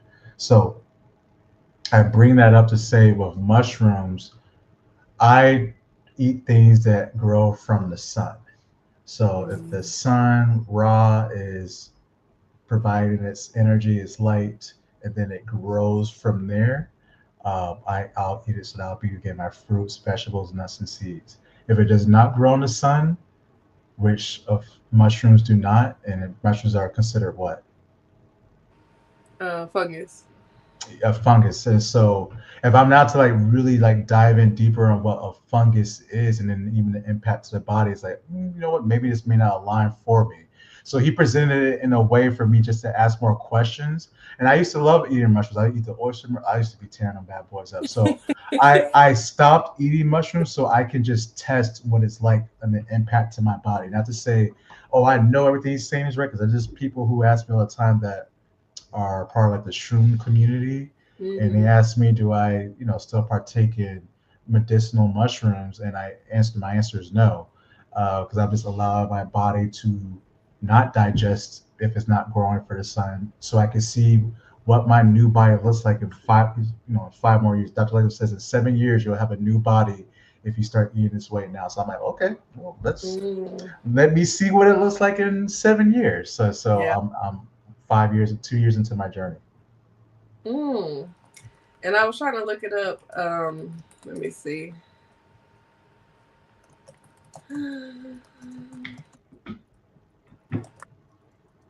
Yeah, but I did put the mushrooms down, and I do see that it's like made in a lot of the things that some of the raw foodists here, or these restaurants. So that's also another thing. Like even though we might be raw or it's considered raw foods, I'm always like, well, what are the ingredients on everything I'm eating? So I just know like, okay, are you putting water in it? Because some folks when they're juicing, they add H2O to it. I'm like, no, I don't. I don't do that at all. So not to say that they're taking shortcuts. It's just that's a way of being raw, but that's not the way that I do it. Okay. Are there any other um vegetables or whatever that people consume that you don't, that they would be surprised, like plant-based items that you don't consume? Starch. I don't consume any starches, and fries used to be my favorite. When I was vegan, fries was holding it down for me. Right. Uh, Potatoes held it down for me. But so I don't eat starch. And I have one thing. So this is another reason why I'm really heavy into this raw food lifestyle is that I would say I used to have a pain in my like right hip, and it's one of those pains that they say like when you get older, like your body starts to like break down, blah blah blah, right? And it's like, oh, okay, like, oh, maybe I got bad knees or a bad back. It's just like I'm just getting older. I'm like, hold on, guys, I'm only in my 30s. I don't think that I'm getting old, but I began to in my mind accept that because others were saying that around me. I'm like, well, maybe if I just walk a certain way, I won't feel that pain. So I just learned to like subconsciously avoid walking a certain way so I wouldn't feel it. And when I was in Panama again training with Dr. Latham, he said the cause of a lot of these issues is due to starch. Like starch hardens the like hardens the vessels in your body, and so it causes stiffness, right? And so if your extremities are hanging down, the starch is like going down to your fingers, your wrists, and your joints, right? And you're down to your feet and your toes, and so it's always just like draining down to your ankles. So it's like if that's what's taking place, what would it be like if I detox from starch? And Asha, 6 months into my process, I remember like doing some form of a stretch in the ground. I'm like, wait a minute, I I don't feel anything anymore. I'm like, oh, is Mm. this what it's like not having starch? And now my body's like, it's healing, right? Mm. And I'm like, this is what happens 6 months in. What happens when I'm 1 year in, 2 years in, 5 years, seven, right? It's like it's just like a whole level of like new forms of wonder and Right. excitement took place when I no longer had this what felt like just a pain that I just had to get used to for what I felt like was the rest of my life now is no longer exist. Mm. And I know I So, can directly attribute that to potatoes and salt. I was just about to ask you to be more specific about the starches. Like, is that potatoes? Is that rice? Is that pasta? Is that all bread? all all starches, all of it. What about corn and carrots? Are those considered starches? I eat carrots. I mean, it's a root vegetable. No. Um, corn is very sparingly for me because you can sprout them, but I don't. Yeah, I eat corn, but it's very sparingly though. I don't. And usually, if I'm eating corn, it's because someone else made it. I haven't made corn a corn dish. I've been looking at some like tortilla style, like what can I make as a tortilla? And that's why I'm making a plantain one. But I was looking at like little small ones, and they're mostly like corn based, and I'm like, I don't want to do that. Uh, but I'm not opposed to it. I just don't work with corn that much. What about squashes? I'm just looking up. I didn't. They said acorn, butternut, buttercup, Hubbard, and pumpkins are all considered like winter squash are all considered starchy. Yeah, so there's like levels to like starches. Okay. However, so I sparingly work with squash because zucchini, right? That's considered squash. Uh, Hmm. but But yeah, that's a starch. okay, got you. You're right, correct. So with those type of like, for example, I haven't used pumpkin squash. I forgot the type that I use, but if I cut it thin, it gives a consistency of like what a cheese would look like. It doesn't taste like cheese, but Like it looks butternut like squash. it. Yeah, butternut squash could work. Yeah, that's one of them that works. If you cut it thin enough, it could look like a slice of cheese. And so, from an aesthetic wise, like people like to see the different colors of their food, Right. and if you could provide a good satiating look and a smell, then they'll be inclined to like to divide into it. So for like the color perspective, I will include a squash every now and then, but like a slices of it. And can you explain, like when people say raw, you're able to cook it under a certain temperature, right? Like if you want to make certain like quinoa or certain dehydrated things. Can you explain that a little bit more? Yes, correct. So the difference, what raw foods are considered is anything that's prepared and under there's science out there, or not even science, there's like documentation that shows that there's like this going theory that 115 degrees or less. I go by the sunfire modality. That's the highest recorded temperature in the U.S. is found in Death Valley, and so Mm. nothing grows there. And I believe that's 137 degrees. And so if things grow there, like if crops grow, so anything like under 135, then I use it as a temperature. So I generally use a dehydrator. It's basically like replicating the sun. So if you put something outdoors, it's 120 degrees in 7 hours, the moisture is going to be removed because the sun's energy rays are deriving the moisture from it. And so all it's doing is just replicating what the sun is doing. So I Okay. don't go over 130 degrees when I use the dehydrator. Okay. I think it's doable for anybody that's interested in being a raw vegan. It sounds there's um a creator that I follow and her dishes just look so good. I'm sure you know about her. Let's Talk Food, I think it is. Do you follow her page? I gotta check her out. Let's talk food. I You There's so have many of to. there's so many of them where I was like, I what I tend to do is sometimes I don't follow all the raw food or like vegan. Sometimes I follow like people who eat all types of foods, and the reason why is that there's certain aesthetics that people really like, and I can see that from like the content creators that are making like burgers or pizzas or just like traditional American food, so that way I can gather what the look aesthetically looks like, and then I can replicate that from a raw way. But I'll definitely check her out. Like send me her profile and I'll check her out. I will. I met her in person at when it was the vegan social sometime this Oh, summer. okay, okay. And I just told her, I'm like, I don't want to buy it because she was with her baby. I'm like, I love your page. Like, Oh yeah, that's awesome. Especially with people locally. I'm always open to meeting folks local as well. yes. But let's I'm gonna send you that. I'm gonna send me your information that you want to add to the description. I'm gonna add that. And again, Okay. thank you all for listening. We've been on here 3 hours, five Killing minutes, it. 21 Three hours and 5 minutes. Let us know if you're watching the playback what you thought of the conversation. Please give us your opinions about what we've talked about.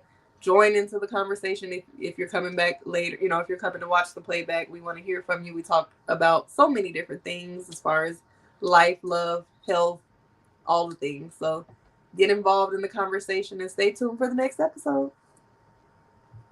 Talk to you later. Awesome. Thank you so much, everyone. This was amazing. Look forward to doing it again with you, Asha.